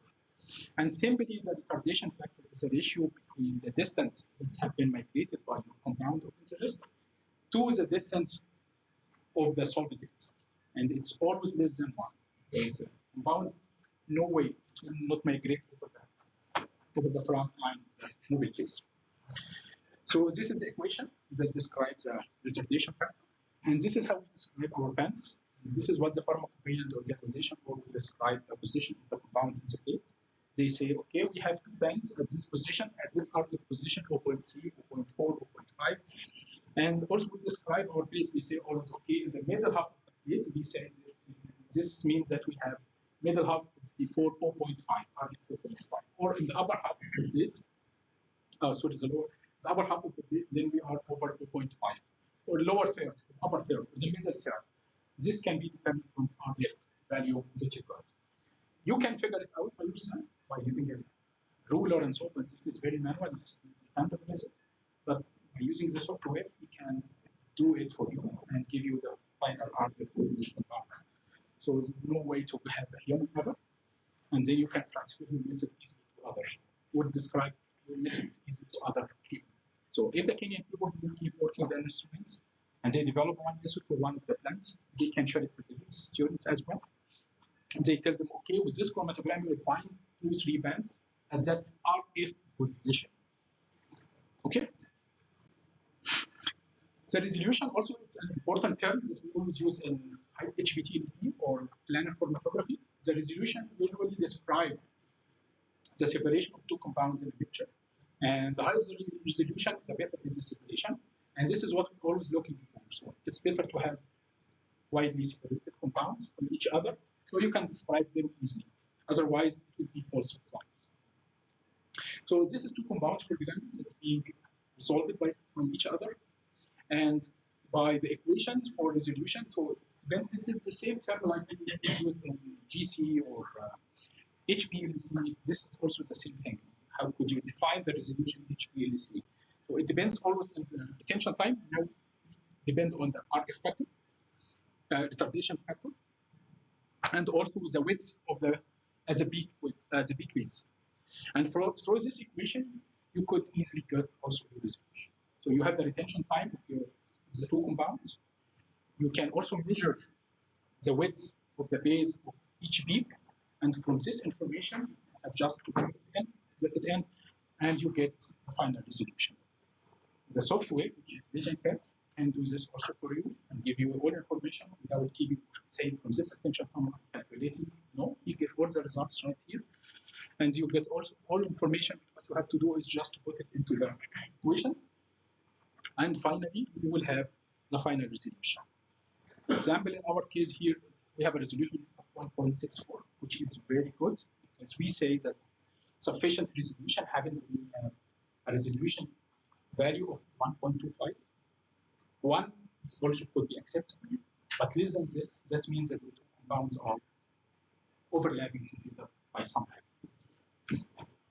So some researchers have worked on optimization of the resolution, and they have found that the best way to optimize the resolution is to also optimize or set up your mobile phase to have a better selectivity for the two compounds. If we play with the composition of the mobile phase, it could happen that one of the solvent could have a better selectivity to this compound. Then we take it to the up and giving the other compound, then we separated them, and at the end we have a better selectivity. Some others have worked with increasing the theoretical period and so, but this didn't give a good result at the end. As we said, okay, we will build our method. And since this is a collaboration project, then we have to transfer the information from one lab to another. And for the people who are working for pharmacopoeia authorities, their method should be standardized. So when the United States Pharmacopoeia says, okay, this method for fingerprinting or identity of the plant species, please follow this. This means that all people in the world all follow this method. And the method that they give should be standardized method, which means when I transfer this method to my lab, it should work properly in the better way, the best way that pharmacopoeia has set. And to do that, you should standardize also the formulation under which you run your experiments. And this is what the regulatory affairs, especially the pharmacopoeia, because they are the main authorities who are responsible for issuing the molecules. They have realized this fact. And as we said in the general chapter for HBT-EDC, USP now have a general chapter which is under 203, and the European Pharmacopoeia have a general chapter for HBT-EDC under this number. In this chapter, they describe how the HBT-EDC can run. They give you the information on how to run the HBT-EDC in a standard way.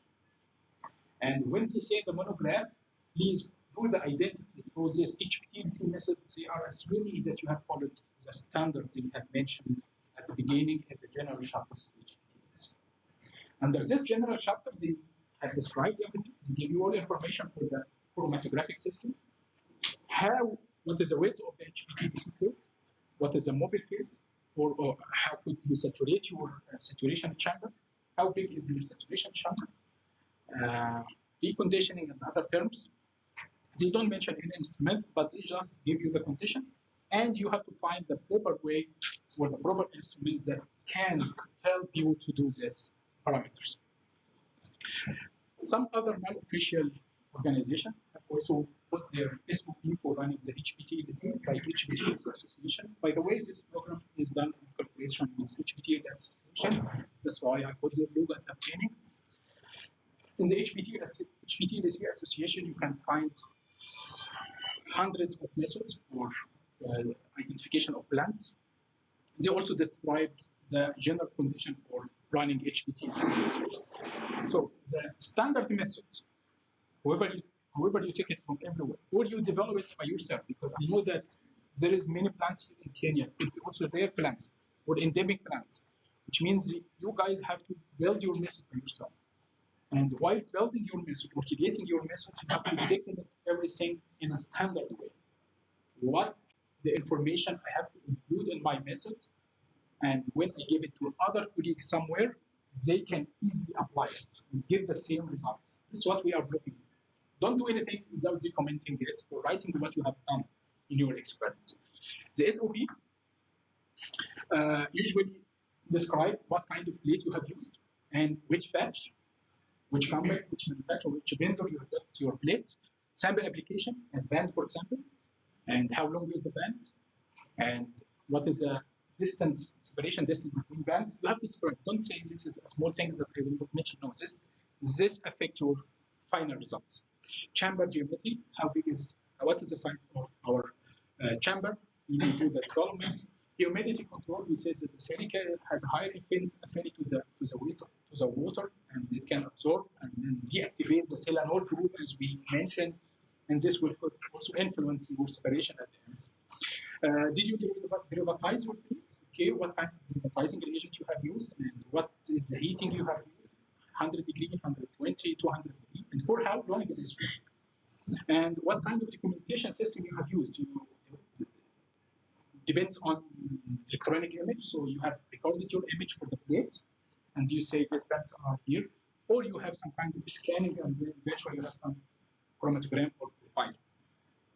How could you evaluate? How could you describe your chromatogram? Also, you have to mention this in your method. So when you transfer your method for the others, you say, okay, I have found 9 peaks or 9 zones in the area of blah, blah, blah, blah, blah, and their color is zero. Okay, so this is what the basic things that should be included into the SOP when you write a method for a new method for your plant. This is a range of instruments from Camac that can help the users to run their method or develop their method.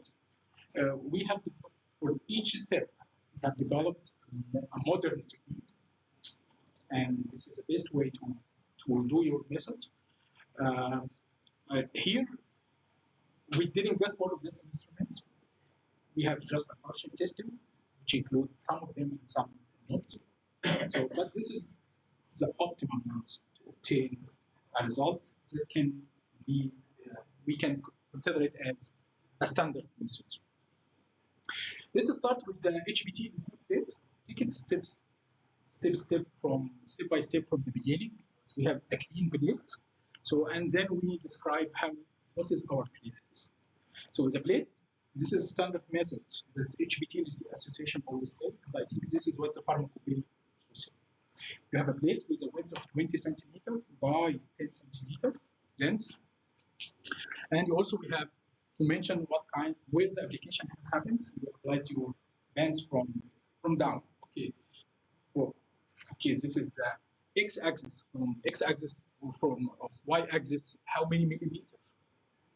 So we say from the x-axis 20 millimeters.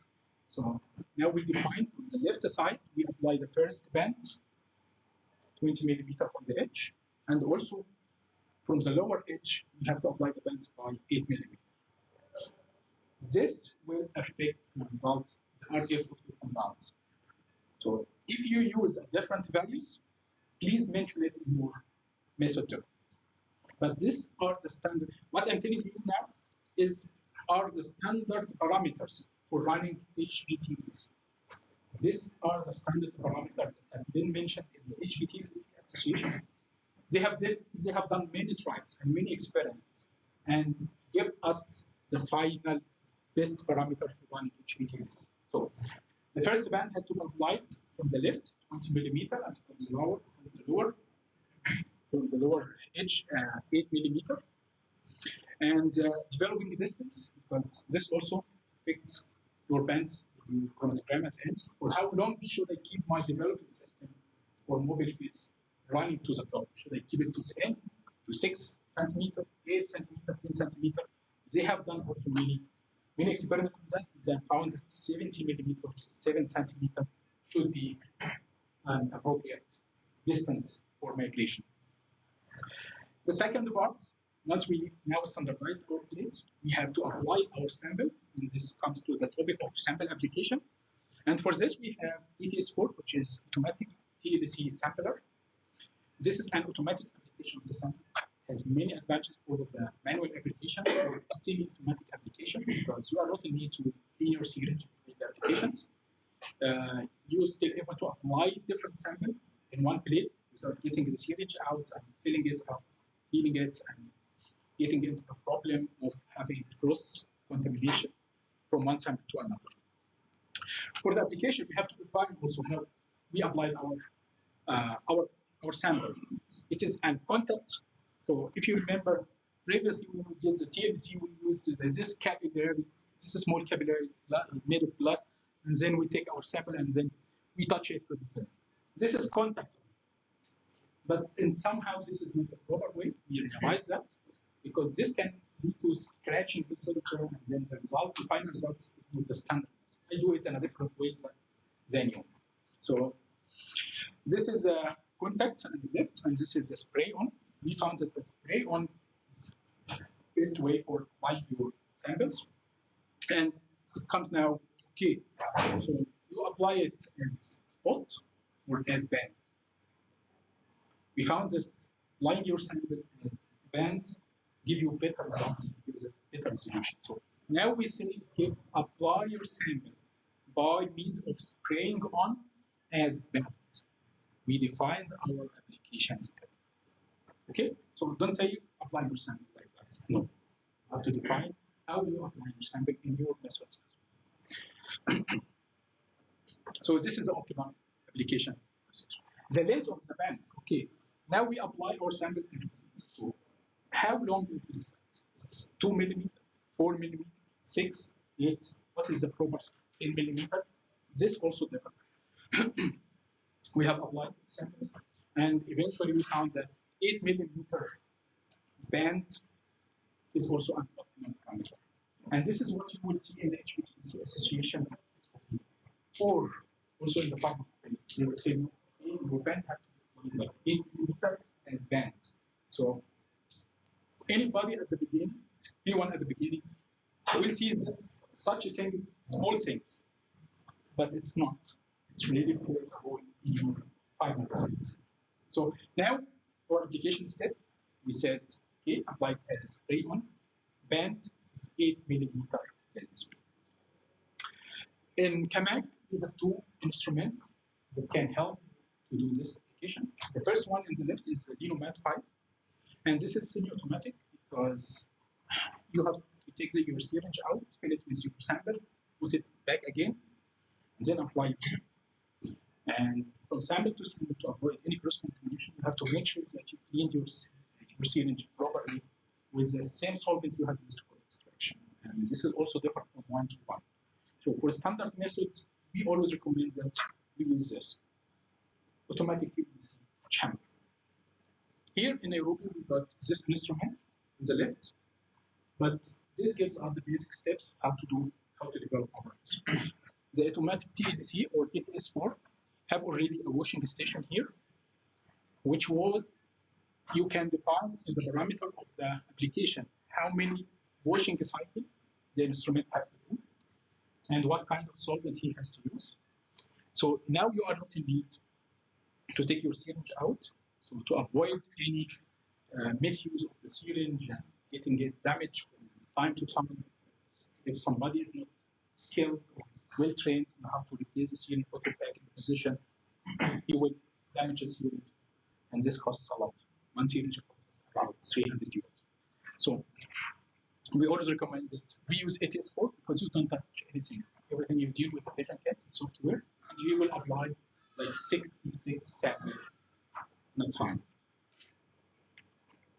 The second step after application, we have a chromatogram development where you put your plate in the solvent, in the mobile phase, in order to let your sample be evaluated.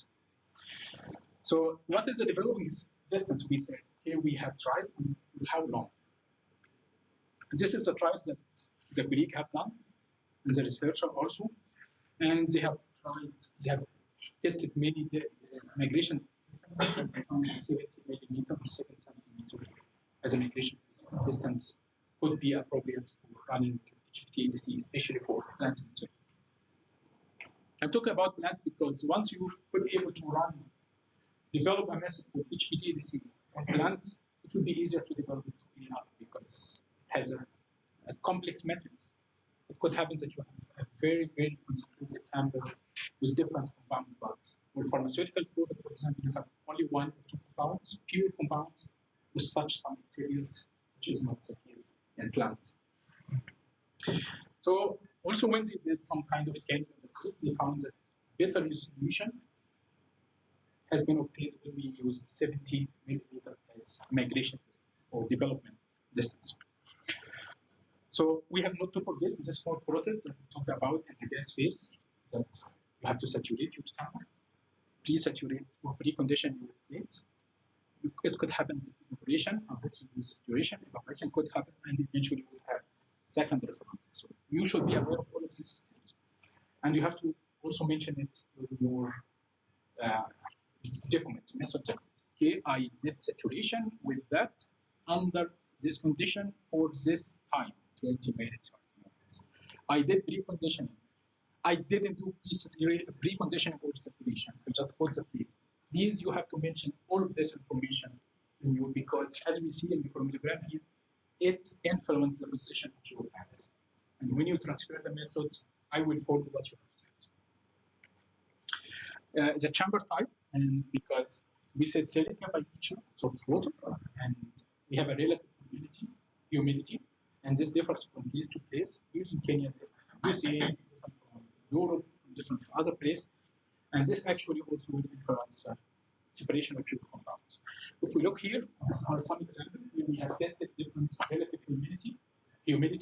We have used a specific instrument manufactured also by Kaman, who can handle set up the humidity for you. And under different humidity, we have a different program. So then, beginning, I wasn't realize that this is an important factor, but it is. So we have to control the humidity under which we are doing our experiments. This is the two instruments, two equipments that we always used for chromatogram development. The first one is twin throat chamber. This is a simple chamber, and then you put your plate. But as you see, we cannot apply everything we have talked about from the parameters. You can do saturation. For humidity, it's very hard. It's very limited to control it. Because how could you control the humidity inside the chamber unless you do it somewhere else? Some people do it in a different desiccator. You just put a solution of a defined humidity in the desiccator, and then keep the plate inside this desiccator for a certain time until the plate is becoming in equilibrium with the relative humidity inside the chamber.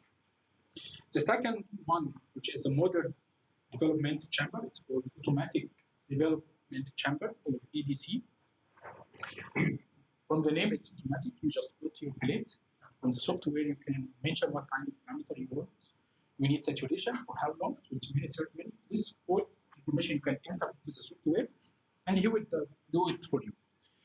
From this instrument, you just put your mobile phase here, and also the solvent that you need to use to saturate. Most of the cases will be your developing system for mobile phase. So you put your mobile phase and also the saturation, and just put your plate, open this door, and put your plate, and then he will do the saturation activity, which is relative humidity for you, because this instrument from behind is connected to a relative humidity controller chamber or tube or cylinder, when you put the solution with the defined humidity, and he will do it. So this is the instrument D block from behind. Here it's connected to the humidity control cylinder with a different salt solution. Could have a different humidity, relative humidity, and then he will adjust the humidity for you, do the saturation for you, and then dip your bead and throw some sensors here for the light, laser sensor. He will develop it to the defined distance you have mentioned.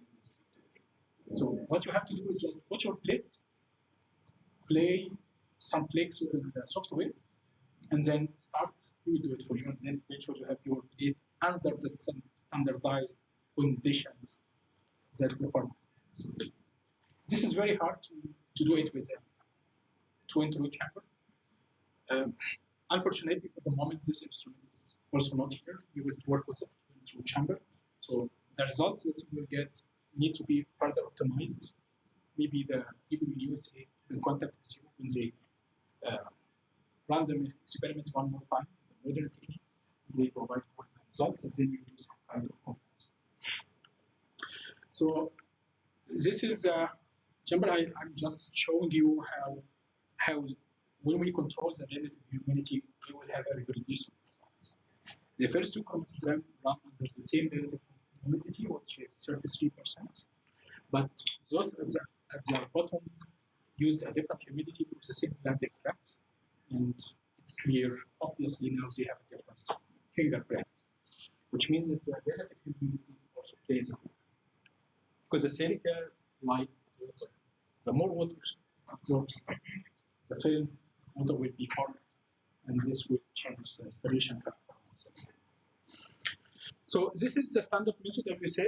If we have a non-standardized TUDC at the top, so this is non-standard method.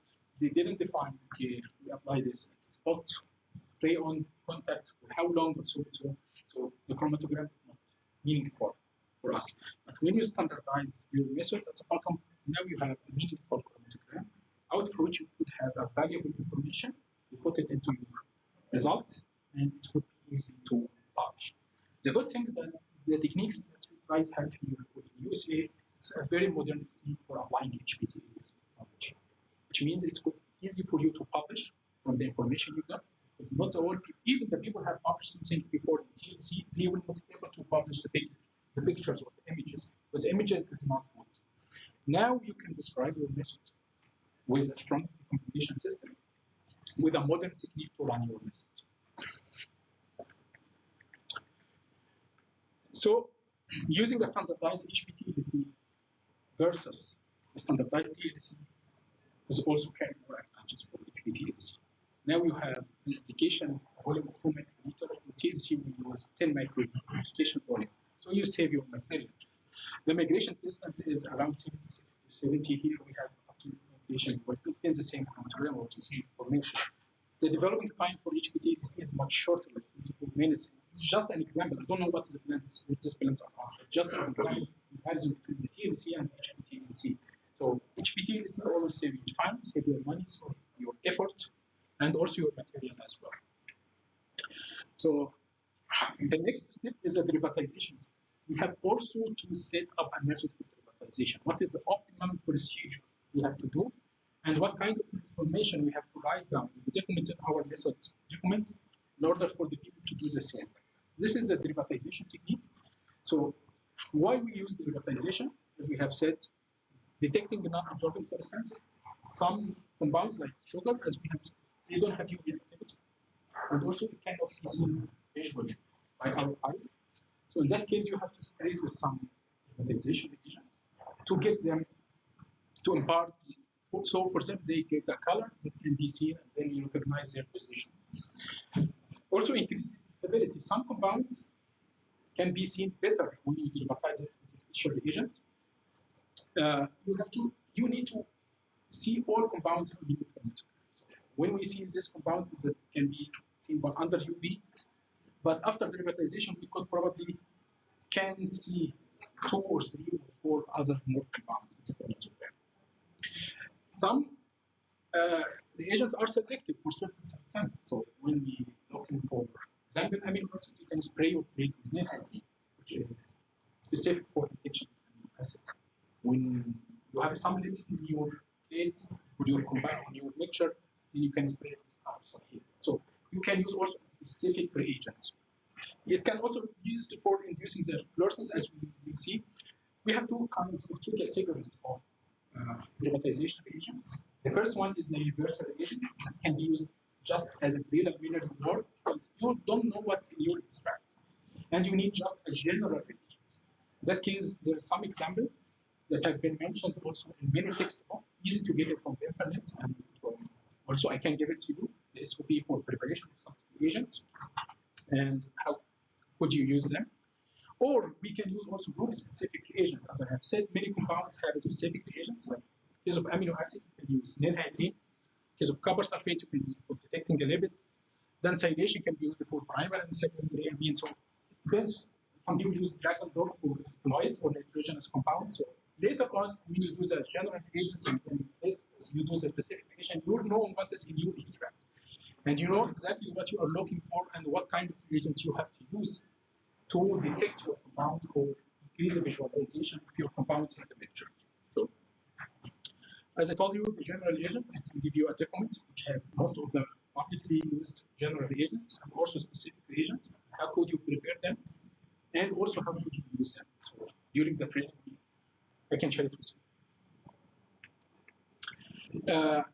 Information that you get from the derivatization is very important. How you have done the derivatization and for how long, what kind of reagent, and how did you prepare it? So if I say these are the high reagents, maybe different organizations have different preparation procedures, steps for this. So you have to mention also, I used mesyldehyde reagent, I used vanillin sulfuric reagent that's prepared as of that this plus this plus this plus this. Okay, so when I take the message from you, I will do the same like you have. And how I did spraying, how did I have conducted the spraying. So I did it by manual spraying or by dipping sanitizer. You have to tell me also. And how many millimeter have you sprayed? The more you spray, could happen that the better the results. But when you say I have sprayed 3 milliliters, so I will spray also 3 milliliters to obtain the same results like you.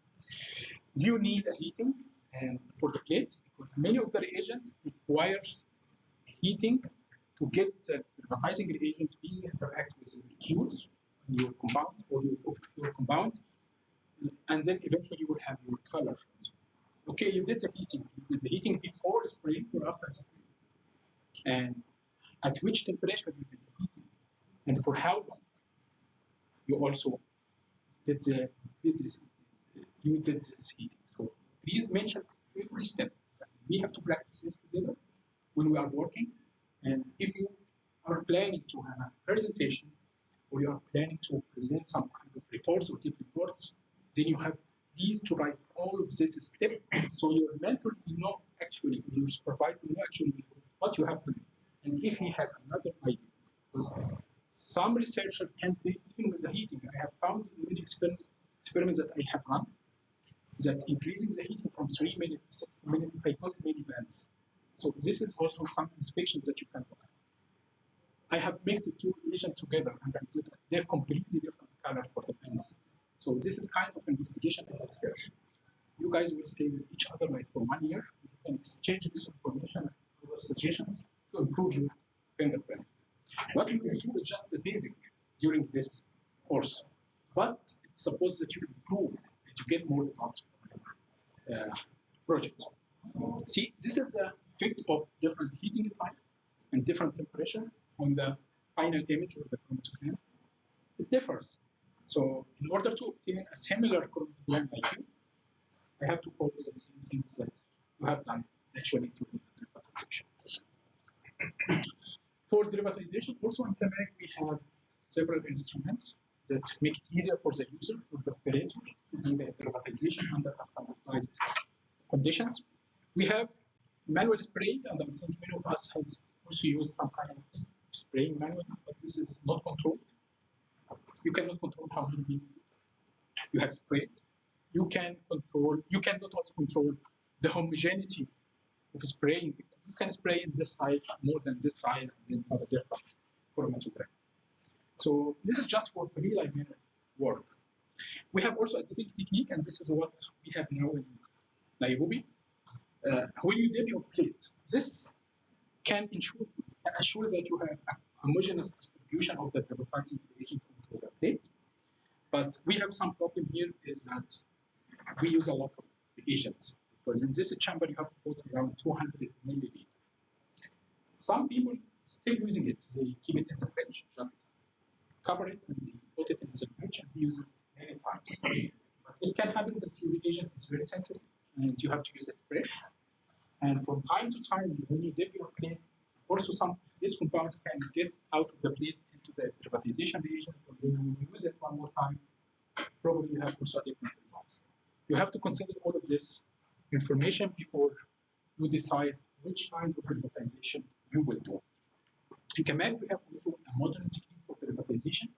This will ensure the reproducibility of spraying and also homogeneity, and it uses a very small amount of spray. So what you have to do is just put your reagent here, maximum 3 or 4 we define the method, and just slow clicking some button, you will spray it. Here is the sprayer nozzle, it's here, and it will keep spraying into constant movement, like that. So your plate is here, and it is a closed system, so you have any health concerns, because most of the reagent have sulfuric acid or corrosives, organic material, which is not good to inhale.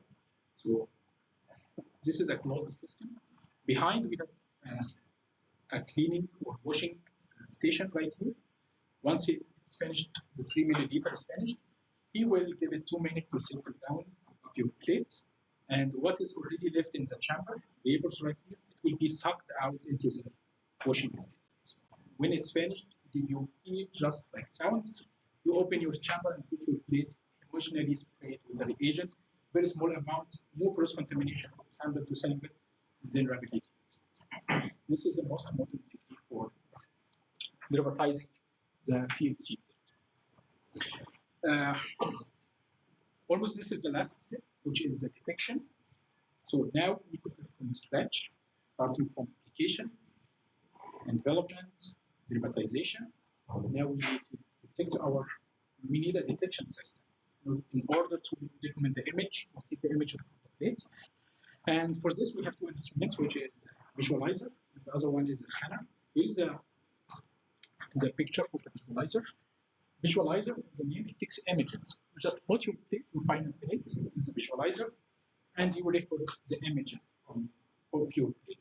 This image is a standard image. You can use it for application because some people have used to use their cameras, from camera, and so on, but you will never get a good image out of this. And also you cannot analyze it. You cannot publish it. You cannot put it in your presentation. You need to have a conference, report, and so on. This is very hard to do. And some people feel shame to do such things. But now with the visualizer, here in Kenya, we got also the visualizer. So we will be able to have analyze images together, and then we analyze later on. Inside the visualizer, we have three lamps. Yeah, one for the white light, same like what we have seen now, what we see now. So colored zones can be easily documented, and also we have UV inside UV light like tungsten. I think we have also tungsten and mercury lamp. I think so inside. So if there is a fluorescent compound, you can easily also document that. The other technique is the scanner, and this is just used to scan your plate. You put your plate inside right here, and he does not give you image, he gives you profile. The same like you got from peaks, you got from each peaks. So because this one uses UV light, you define which wavelengths, what is the monochromatic beam you need to scan your plate. So he takes the plate and plate move inside the monochromatic beam and he scans the whole track inside the scan. And then eventually you can be able to scan any wavelengths between 190 to 900 nanometer, and you will get a chromatogram, not a picture. So you have to kind of now documentation, either to document your results visually by taking the images, or obtaining a profile using the scanner. Here is a scanner from inside, as I have told you. You are able to look at your plate under 254, which is the short wavelength UV, or the long wavelength UV, 66, or under the wide light if you have colored compounds in your plate. If your compound has a fluorescent activity, you still able also to have an images for that. If they absorb the UV light, you're also able to detect them under short wavelengths. And if they have a colored zone, it can be seen by eyes. You can also document them using the white light. Densitometry, this is a technique that the scanner uses just to scan your compound, and then he gives you a densitogram at the end. Densitogram is a chromatogram that contains the peaks corresponding for each compound in your chromatogram. He used to plot the optical density of the darkness of your zone inside above the plate. We will talk more about densitometry later, probably tomorrow or one day. So, but the results will be densitogram, and what he does is just you adjust the wavelengths in the scanner and put the plate inside the scanner, and you will have peaks like that. He does not give you pictures or images, he gives you chromatograms that's full of peaks. These peaks are corresponding for each zone. And the darker is your zone, the bigger is the peak. And from this, you can have also information about the area under the peaks. And many researchers can use it for statistical analysis, cluster analysis later on. So now we have finished with the basic steps. If you need for identifications, Kamek have also invented an interface that can take you bands from the plate, send it to the mass spectrum. So you don't have only UV spectral analysis. It can happen that from the UV spectral analysis, comparing the standard compounds with the marker in your extract, you could easily identify, especially if you are working with really known materials. It doesn't make sense that I extract them, spend more money in the extraction to collect more material and send it to the NMR to know the structure. If you have Kirsten, so you don't need to pay $200, $300, $400 euros just for extraction to know what is here. No. So by doing just one chromatogram, you can easily identify your compounds by running also Kim-Fielder standard with your samples, collecting the UV spectrum, because from the scanner you are able to have a UV spectrum, comparing the UV spectrum with your standard and your marker, with your zones in your compound, you could have some information. The color of the zone can give you more information, even if they have the same RF, but they have a different color, so they are not similar. So you have many detectabilities that you can do in the chromatogram. Eventually, okay, you said they have the same color, same RF, running the same like standard, behaves the same like standard in chromatogram. I need more confirmation, then you can go to the TNC interface. I need to extract this band, put it into the mass spectrometer. You will have a spectroscopic information, and that we can analyze. If we have the same spectrum, like in our standard, then 90% we have the same compounds. No need to go for NMR, except if you have a new compound. And also the biological activity. So you can also combine the biological activity to have the most bioactive compounds. And the structure is also from a very cheap plate or from one plate, you could have a massive information that can help users to publish just like that. Because the technique is still unique.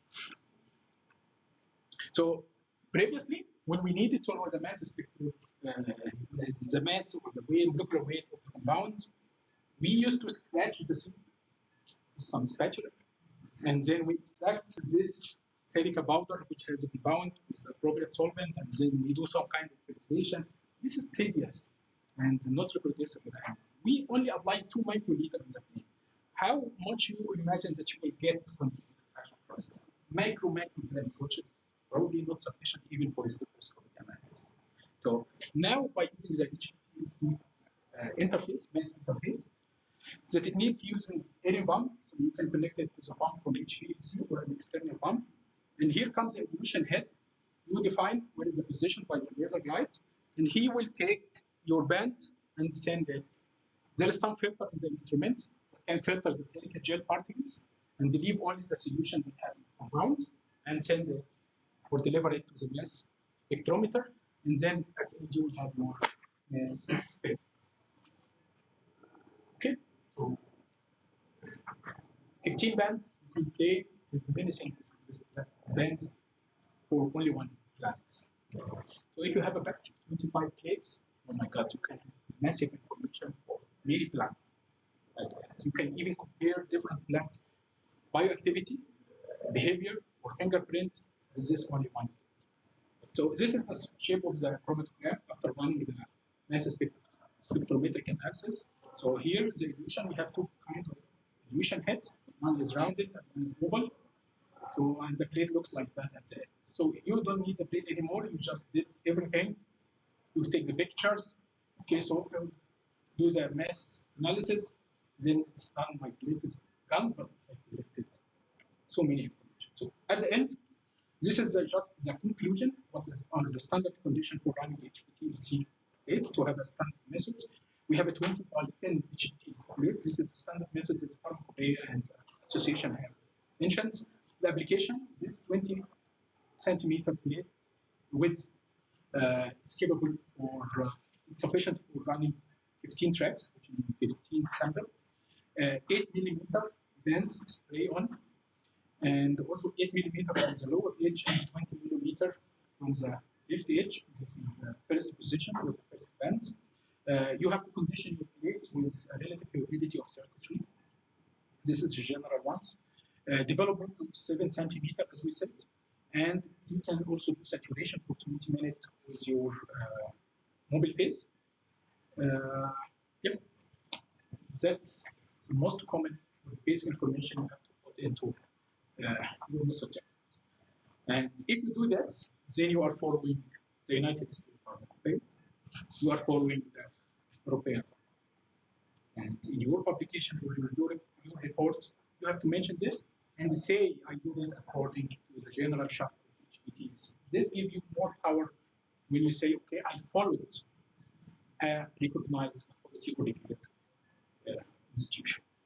So I think we could have a small play, and people can just, because the information is too much. And we could have, yeah. I will just need to introduce the Vision Cat. This is a software which control all of these instruments, all of this process we talked about. So in the second lecture, we can see, just have some small slides on how to set up the method and how the Vision Cat looks like. Okay. Yeah, thank you so much.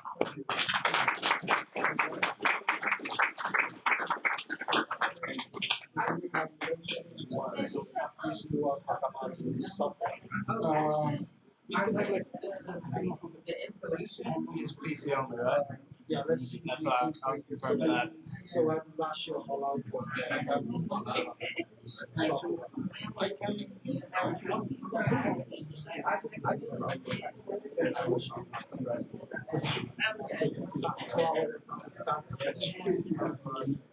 Yeah, good, yes, please.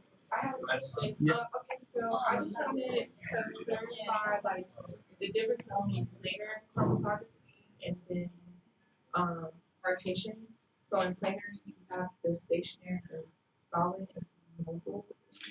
Planar chromatography is just the technique itself. I mean, we have column chromatography, but planar gas chromatography. But planar chromatography is this is where our adsorbent or the stationary phase is on plane, flat, because we apply our sample and then we keep it developing. So this is a flat. It's not like a column or GC which has also capillary column. This is the technique itself.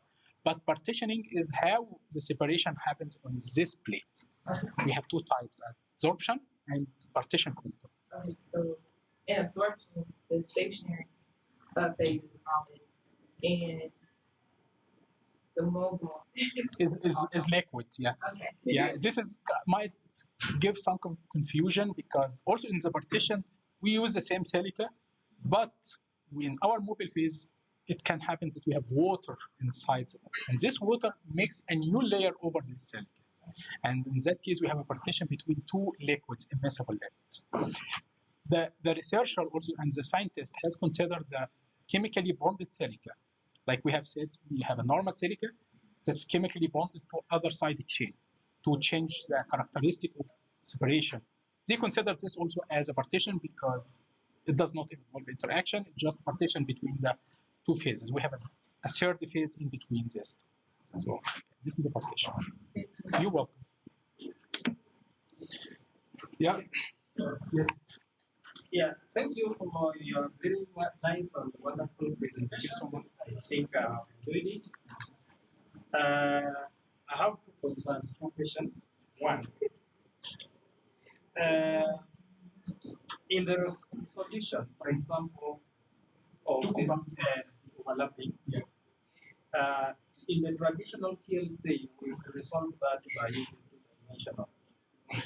Yeah, just to clear. Yes, yes, we have such a feature in that. Yeah. Number two, you talked about the compatibility with the MS, and I was very, very happy about it. Now, some of us have an old MS, and we want it to be compatible with this. Yeah. Suppose we want this, would it be compatible with the old MS? We always recommend for such spectrometric analysis, spectroscopic analysis from the case. We use just a single mass spectrum, like single one, not that one that's highly sophisticated or high because even we put a filter in this interface. We don't need to have any kind, even small amount of information into the spraying chamber, or even into the electronics and lenses inside the highly expensive instruments like TOF.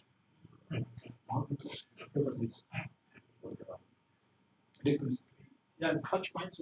We recommend that we use a single coil, which is very simple. And nowadays, we have some kind of cooperation with water company. They provide also this interface. This thing requires just pinch-to just give you not a high resolution, but low resolution spectrum. From this low resolution, you still able to define your contrast. So, but I have seen some research. I have did it. They connected their TPC interface to a high resolution spectrum. Yeah. But just for security and safety, we first please use a single coil. So are they compatible automated? It's not a problem because we just provide a machine that can extract your data. Wherever it goes after, it's not a problem. Okay. Yeah. Probably the casing process what your animation solves. Okay. So this probably is cooperation with S2, ESA, or NPCA for other type of like the Ires. Then yeah, you can do whatever you want because from this TEC interface you can extract as an out. Then from the solver, extract, he gives you some people do this just to collect the sample. Okay? But you no need to go directly into this. Just collect the data. but as long as your mass is work with the HPLC, yes, then shows you just take the connection from here. Okay. The last one. How do you do the biopsy for the active box? Do you extract or no extraction. You do it while it's in place. Yeah. I did, for example, glucuronate just get the enzyme solution and with the substrate, I spray them. Some people use to dip them, but this also will be costly because you use a lot of enzyme solution. The best way for spraying or adding substance on your plate is using the vaporizer. So you have to use only 3 minutes. Just spray the enzyme solution and then spray your substrate. And for this reaction, we have a color. For this compound, who has inhibitory activity on this enzyme, will have inhibition zone, not color. And according to the size of this indication, the same like we do in AIDS or so. And according to the size of this indication, then you can say, okay, this one is the most active zone in my extract because it has bigger zone of inhibition. This can also be done with bacterial solution. And bacterial solution, I think they use also MTT or visual which give a purple color with live cells because of the dehydrogenase enzyme. And if your compound does kill the bacteria, then you will not have this dehydrogenase enzyme. Then there is no further carbon reaction, and you will have an inhibition zone in your plate. And if you have a multiple compounds in your plate, then you could have a different activity in each of them. And then, because many people at the beginning, especially phytochemistry, work with that. They started from background. They start to isolate, separate, and then they do the biological. And in many cases, you don't have either biological activity or you have lost some time in isolation. This is the same as we just do, and then we focus our work in only these two compounds. The other we don't like. Maybe in Kenya you have some plants that can be used as for sunscreen. So you have to focus your plant species, for example, only for inhibiting the tyrosinase. And out of this 30, I got 2 or 3 species which have the most powerful active compounds. And then I extracted these 2 plants or from mass spectrometry, I was able to identify this. This is, I think, for publication, meaningful because you have followed a good research. And from one place, you also have to mention that we have used HPKC, we have saved our material, we have saved our enzyme, we have saved the if you have 15 samples, you should have 15, I don't know, enzyme solution or I don't know. This is also time. This is a more advanced technology. I will give some application for you. Also, in the next thing on Monday, I will talk about more about the application of HPKC, and we can see some results from the biological activities. I mean, for TLC, now when we divide the converter, right, it's like I like to cut the plate, so I try to put one sample to see how the rest regulation. But for this one, I feel like it have to be like the whole plate at the same time, because it's a one-time use. But I just want to test my method if the resolution is still down now. Just test if the room level first. Just for print, there is a PVC cover. So you can also put the relay manual. Just no need to use 20 by 10. You can use 10 by 10. Just cut your plate. Just for yeah, you're giving the first impression how you start. You are not because the plates are too expensive. So you are not in need to use if you have only one sample, because it makes sense that you use 15 or 20 centimeters plate. You have to save the plate. But the final result, you say, okay, this is the final. I will do it in standard conditions, and this is If you also have a device like you have multiple channel of solid. So if you not cut the plate, you cut the silicon. So that silicon on the 10 by 20, so you have different columns. So each column you use different software to develop. So you say you can cut in 10 columns. So you developing 10 solvents simultaneously, and you compare this condition, then one condition, then go to this. Yes, this is actually correct. We have also this pattern as a ruler. Okay, I need a date only by 3 by 10, 4 by 10. Then they use it. So for the first screening, some people, if you are using for one plant, we will use today, for example, maybe some people need to test the extraction process. So they need to use 10 different organic solvents for extraction. So you need to compare the chromatograph. How efficient is my extraction? What is the best extraction solvent? So if I'm using 10 extraction solvents, then I use 10 plates. And then you have to cut your plates, just small pieces, and then you compare the chromatograph of all this. And then you, okay, this solvent is the best for extraction. Yeah, let's go on with the application process.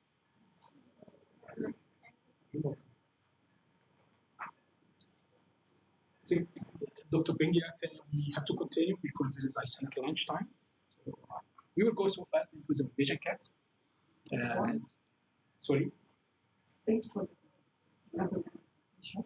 So the class about if they are prepared solvents,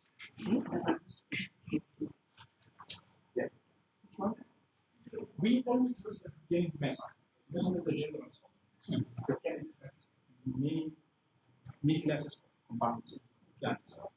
But if you know exactly that your plant material is better to be extracted with this solvent X, so we recommend that you use solvent X. But just write your methodology with solvent X. And I have extracted the ratio of 1 gram, for example, with 10 milliliters. So you have to mention what is the extraction method. You did it by centrifugation, you did it by shaking, heating, overnight stirring. You have to mention all of this. So the people can do this. Yeah. So just a few slides about Vision Cats. Vision Cats is a software from Kamak, and it controls all the instruments from Kamak. It means the instruments that can be automated or automatically or controlled.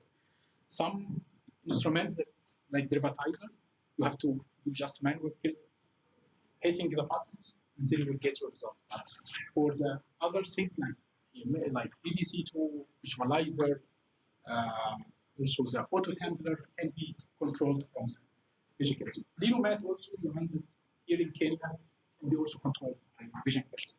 So previously we had another software called WinCat, but now we have integrated many functions in the software, and the official software now is vision kits. We are not supporting anymore this older version. It is user friendly. It has many options and many functions inside. But once you train on that, it will be easy for you to develop your message, set up your message, and then run it, and also to evaluate the results. Once you click into the Vision Cat icons in the desktop, you will get into the Vision Cat interface right here. And from here, you can define if you need to have new folder, new method, or new analysis file. So you can create different as many as you can from the folders that you would like to have. So for example, Ires project folder, and inside this folder you have to put all the analysis files. So when you open the Vision Cat, it gives you the interface with all instruments from Kamek that can be emulated by Vision Cat, even if you don't have it. But what you have to do is just to drag or you click on the instruments you have. So if you say, okay, I will start with the application, I will start with a visualizer, I just need to have a clean picture, clean image for my plate. So if there is any scratches, and also he used the clean picture to compensate for any changes later on. So if you start with, for example, with this visualizer, right here, and then I need to apply, so you can put the instrument application, you have to look where is it, yeah? Then you put it here, and then after application, I need to do development, so you can do the ADC2, which is automatic development chamber, and after development, I need to have one more photo for my command, so I will put a step for visualizer right here. So you just click on the steps you would like. You can build up the method whatever you want. So some people need to just have pictures. Okay, so you will put only visualizer. Some people need to apply their samples. You will put only that. It is for the matter. So it is flexible and optionally. Once you put your instruments that you would like to have, and you click here, just to execute the method, it will take you to this. This is where you can see all instruments you have got sequentially. So starting with visualizer and then application and then development, visualizer again, scanner step, derivatization, and visualizer. As long as you didn't run the step, you are able to delete it. So if you recognize, I say, oh yeah, I don't need the visualizer, so I will delete this step. Okay, you can delete it. But once you record it or you run this step, you are not able to delete it and cancel it. You are able to cancel it as long as you didn't do it. Here, on the left, you will have an assignment table, and inside this table, you can put all information about your sample, like your sample ID, the description of the sample, how many microliter you need to apply, and what is the position of your sample in the rack, because we have rack for the sample. All of this can be entered in this table. You just need to click here, in this table right here. Once you click it, this window will pop up, and then you enter the information.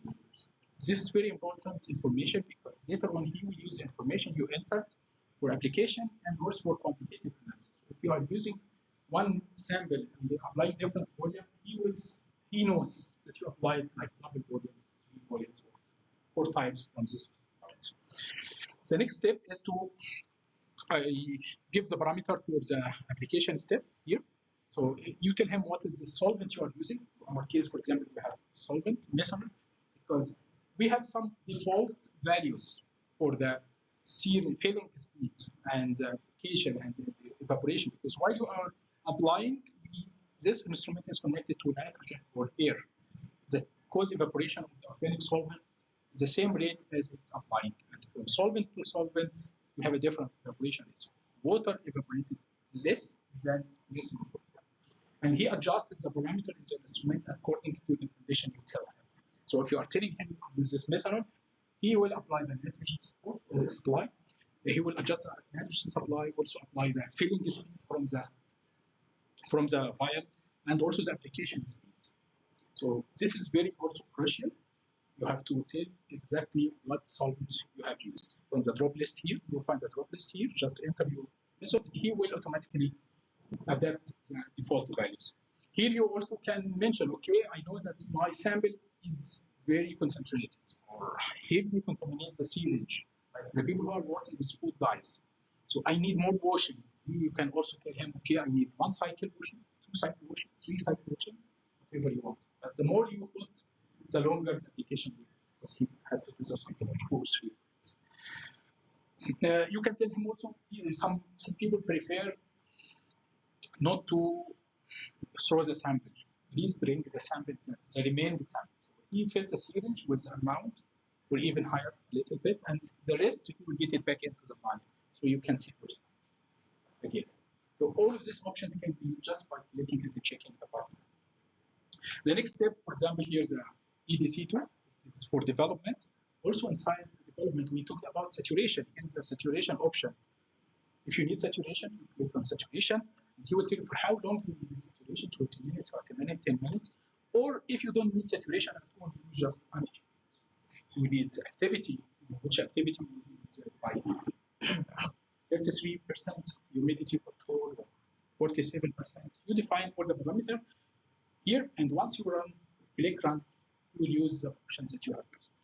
The good thing is that these things are stored in your analysis file, and you will not be able to change it anymore once you've done it. So even after 1, 2, 3 years, you're still able to go to the analysis file and see and look what you have done. Even if you didn't document it in your notebook, you're still able to look for the parameters you have used. If you go to for the visualizer, okay, I need to have an images under UV 254, UV 366, or under white light. Also, you check whatever you want. Here's the scanner. Okay, we talked about the scanner. Which is now in the USA group. This is a very valuable machine. You have UV spectra for compounds, all UV spectrum for all compounds. And when you define the maximum wavelengths for absorbance of this compound, you can set the machine and tell him, please do a scanning at this maximum wavelength, and he will give you the densitogram that we have set. Inside each instrument, there is many parameters that you have just to set it. And if you are using this method many times, you are not in need to enter it anymore. You just go to this method and redo a copy. He will use the whole instrument. If you need to change only one parameter, okay, so you can redo a copy from this analysis file for the new experiment, and you change only this parameter, and it's done. So it is just a first time to set up a method, and you can use this method later on. So maybe I need to use saturation with unsaturation. So one method it will be with select saturation, and the other one with unchecked saturation. So this is the chromatogram. After you hit click for just go ahead and run the method, he will do it, and then you have the chromatogram. This is the chromatogram and the image that we got from the visualizer. Here there is a data button. When you click it, it will give you all the images that you have collected starting from the clean plate until the developed plate and eventually the privatized plate. This is the privatized plate. Many options are here. Here is a toolbars that have many options, like to put tracks, to put the labels on each track. You just need to play. If you have downloaded the trial version of VisionCat, feel free, because you can make many copies of your analysis file. Feel free to explore all of these processing tools, so you can learn more and more and be trained on the instrument. So this is a processing bar or processing toolbar. As we see here, many options. We can add tracks. We can add, you can enhance the visualization of your. Inside the VisionCat, we have fully integrated image comparison. There's an option in the processing which is called comparison. This is not one plate, because there is no plate that's so long like that. So this is multiple plates together. And this new option that we have integrated in VisionCat is that you can compare many plates together, put them in the same way. We struggled in the previously we struggled a lot, because we have to take this plate in PowerPoint. We have to put them side by side and keep adjusting them. And this is, in some cases, not the right way. Now, there is an option in VisionCat to just compare. It's called comparison. You can compare your plates today with the plate from yesterday, from 1 year ago, and the plates from 3 years ago. Many people who are working with chemical reactions, many people who are working with extraction, anything you can compare it together through the comparison option. And here you can compare all the detectabilities you have collected with this plate. So if you collected the images under 254, 366, or even privatized plate, you're still able to collect them and extract the image of the compared plates together and put them in your report. Fine, excellent. Now, image enhancement. If you see that some bands, I cannot see them very well, we have an option to increase the contrast. So you can keep increasing the contrast, so any weak or faint bands can be easily seen. And also normalization of the image, because any change in the especially this happens under 366 light, that you can have some kind of different backgrounds. So he normalized the plate to the first track, so it will give you a similar option to have a comparative results. We have an option in VisionCat. It's called Easy Library. I encourage all of you also to download. I don't know if this is downloaded with can be downloaded with a trial version or not, but we have an option called commercial VisionCat. It's called the method library. When you click on that, you will get into the libraries that have many methods for many plants. Maybe your plant is one of these plants, so no need to investigate anymore in the analysis. Just take this method, run it in your sample, and compare the results with the method, with the images, because you can also download the images from this method, and you compare your results with this images. This is the data view and the image profile. From this data, you can able also to transfer or convert the image into peaks with an option that's called generated profile. So you can select one chromatogram, and then you hit generate profile. Then he will convert these zones into profile as we see here, corresponding to each zone. He takes the pixels by some kind of image processing calculation inside the instrument. This is IT people and software developer have integrated it. So now you can convert your image into profile, to peaks. And from these peaks, you can compare how big is the peak, what is the area under this peak, and do some kind of statistical comparison. So you have a profile. Now you don't have any image anymore. No, you have peaks. Spectral from the scanner. You also do some spectral analysis. Once you click into the scanner and then you start your scanning, you have to select what is the wavelength you need to scan your plate. Once you selected the best wavelength or proper wavelengths, we give you also a profile right here. There's an option in the scanner that you tell him, no, I don't need scanning, I need spectral analysis. This is the same. This does the same thing like you are using the UV spectrophotometer. So instead of scratching the band, isolating it, and putting them into a covet spectrophotometer, no, you can do this UV spectral analysis of the plate itself and as many bands as you want. And from this UV scanner, you can compare also the UV spectrum from one compound to one. So if two compounds are eluted at the same RF, but have a different UV spectrum, then it's not the same. In our case, this is multiple sample. As you see here, they are overlapping because they have the same unique profile. And then we decide, okay, this compound is the same like our markers. So evaluation, this is mainly used, this option is mainly used for quantitative analysis. Once you click into the evaluation button, you will use this just to define the concentration of your compounds and what kind of evaluation you want, and then define for him the peak and give you the standard calculation curve. So no need again anymore to Excel sheets and enter the values and create or establish your standard calibration curve. Many people of us also not proficient in that. So now the software, just by some clicks after each other, you could able to have a standard calibration curve and also regression equation. And from the results button, he will tell you how much of this compound present in your extract. So I think this is very easy right now. And we made things very simple. So any user can now work on that and have qualitative and quantitative information.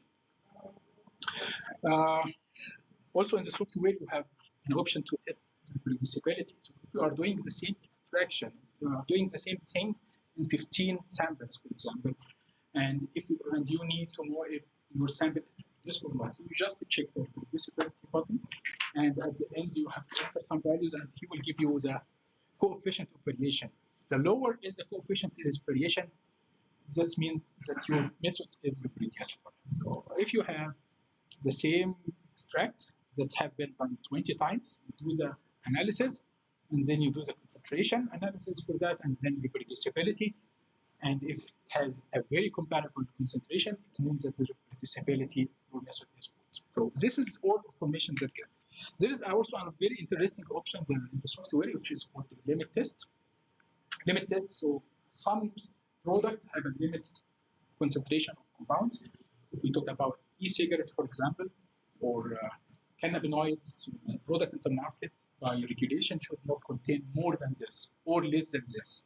So this is the limit test. So this is an option. So when you run your sample, you also apply the limit concentration, and then you compare your sample with this concentration. And also from the options and software, you can tell him, okay, if this sample is more than this, it's passed. If it's less this, it's failed. And he gives you this image. So all of what is red color is failed because it's less than the limit test. All what is more, it's like that. This is called a limit test option. So I think this is just a theoretical part. When we are in the lab, we have to develop the method by ourselves. And you can even go into groups and play with the software and develop a new method. And I will be there also for any help if you want. And we will be staying with us, each other, like 3-4 days more for practical work. If you have any option, any questions on the software itself, please let me know. So we done today for the lectures, and maybe after lunch we do have practical work. Yes, please. I think the question is Okay, that was nice presentation. I will just pick up. What is the minimum and maximum loss that can run the social test for good detection and solution? Yeah, this is, we didn't define it in the standard method because we left it for the user. Because maybe that your sample matrix is very heavy.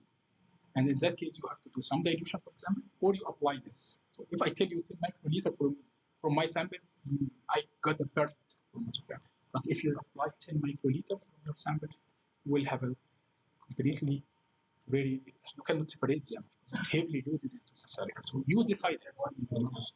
Maybe talk about microgram nanogram. Yeah, because we usually extract our 21 gram by, because you can go up to picogram. I think some things we have measured it in pico or nanogram. But this is for the pure compounds, not from the plant, not from the planted dry material. In pure compounds, you have serial dilution, for example, to establish a calibration curve.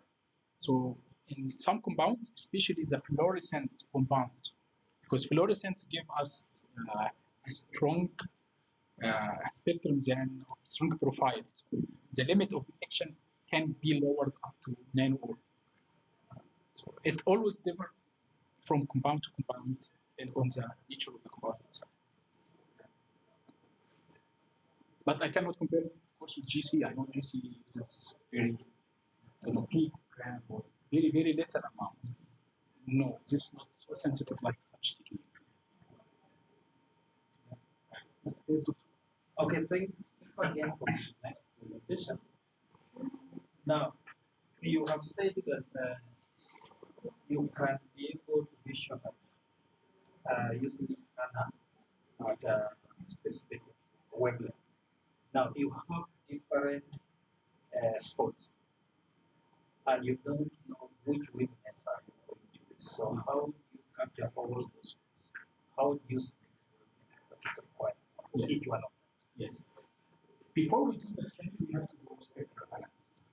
So to know the maximum wavelengths at which this compound can get. So maybe we have 3 compounds that have a different wavelength. So now we know that we have a different maximum value. We go to the scanning step and enter this to maximum. He will scan the tray at this 4 wavelengths that we call. I'm expecting that this scan will be absorbed better at this wavelength, so I'm checking this wavelength for this band. And the second wavelength using the other. So you can add multiple wavelengths as you want. But before you do that, because we don't know what is the maximum wavelength, we do the spectral analysis, and for the spectrum, you will spectrum, you define what is the best wavelength for this compound, and then you run scan at this wavelength. It needs 2 steps of time.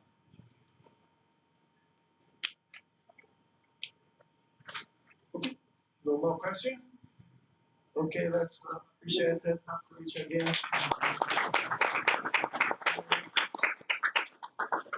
Before we go to lunch, we will have something to discuss. As we come later, so we have 1 day later. So we are thinking about to use this Saturday to make up. And we may have a trip during Sunday to a national animal park. So for the national animal park, it is not covered by this program. So you need to pay for the ticket because we provide transportation.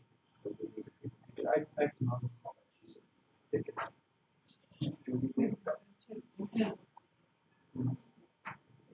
So you can decide if you want to go to this national park or not. But now we need to decide if we want to have this program on Saturday. So I want to hear all you guys' opinion and have a discussion on both. So if everybody does not want to have the makeups, it's fine to me. We try to manage this program too. But if not too many people against it, then we just have makeup on Saturday. Let's think of it. Isaac, you think of the place of the yeah, what we say, maybe day off next week. You said, we come in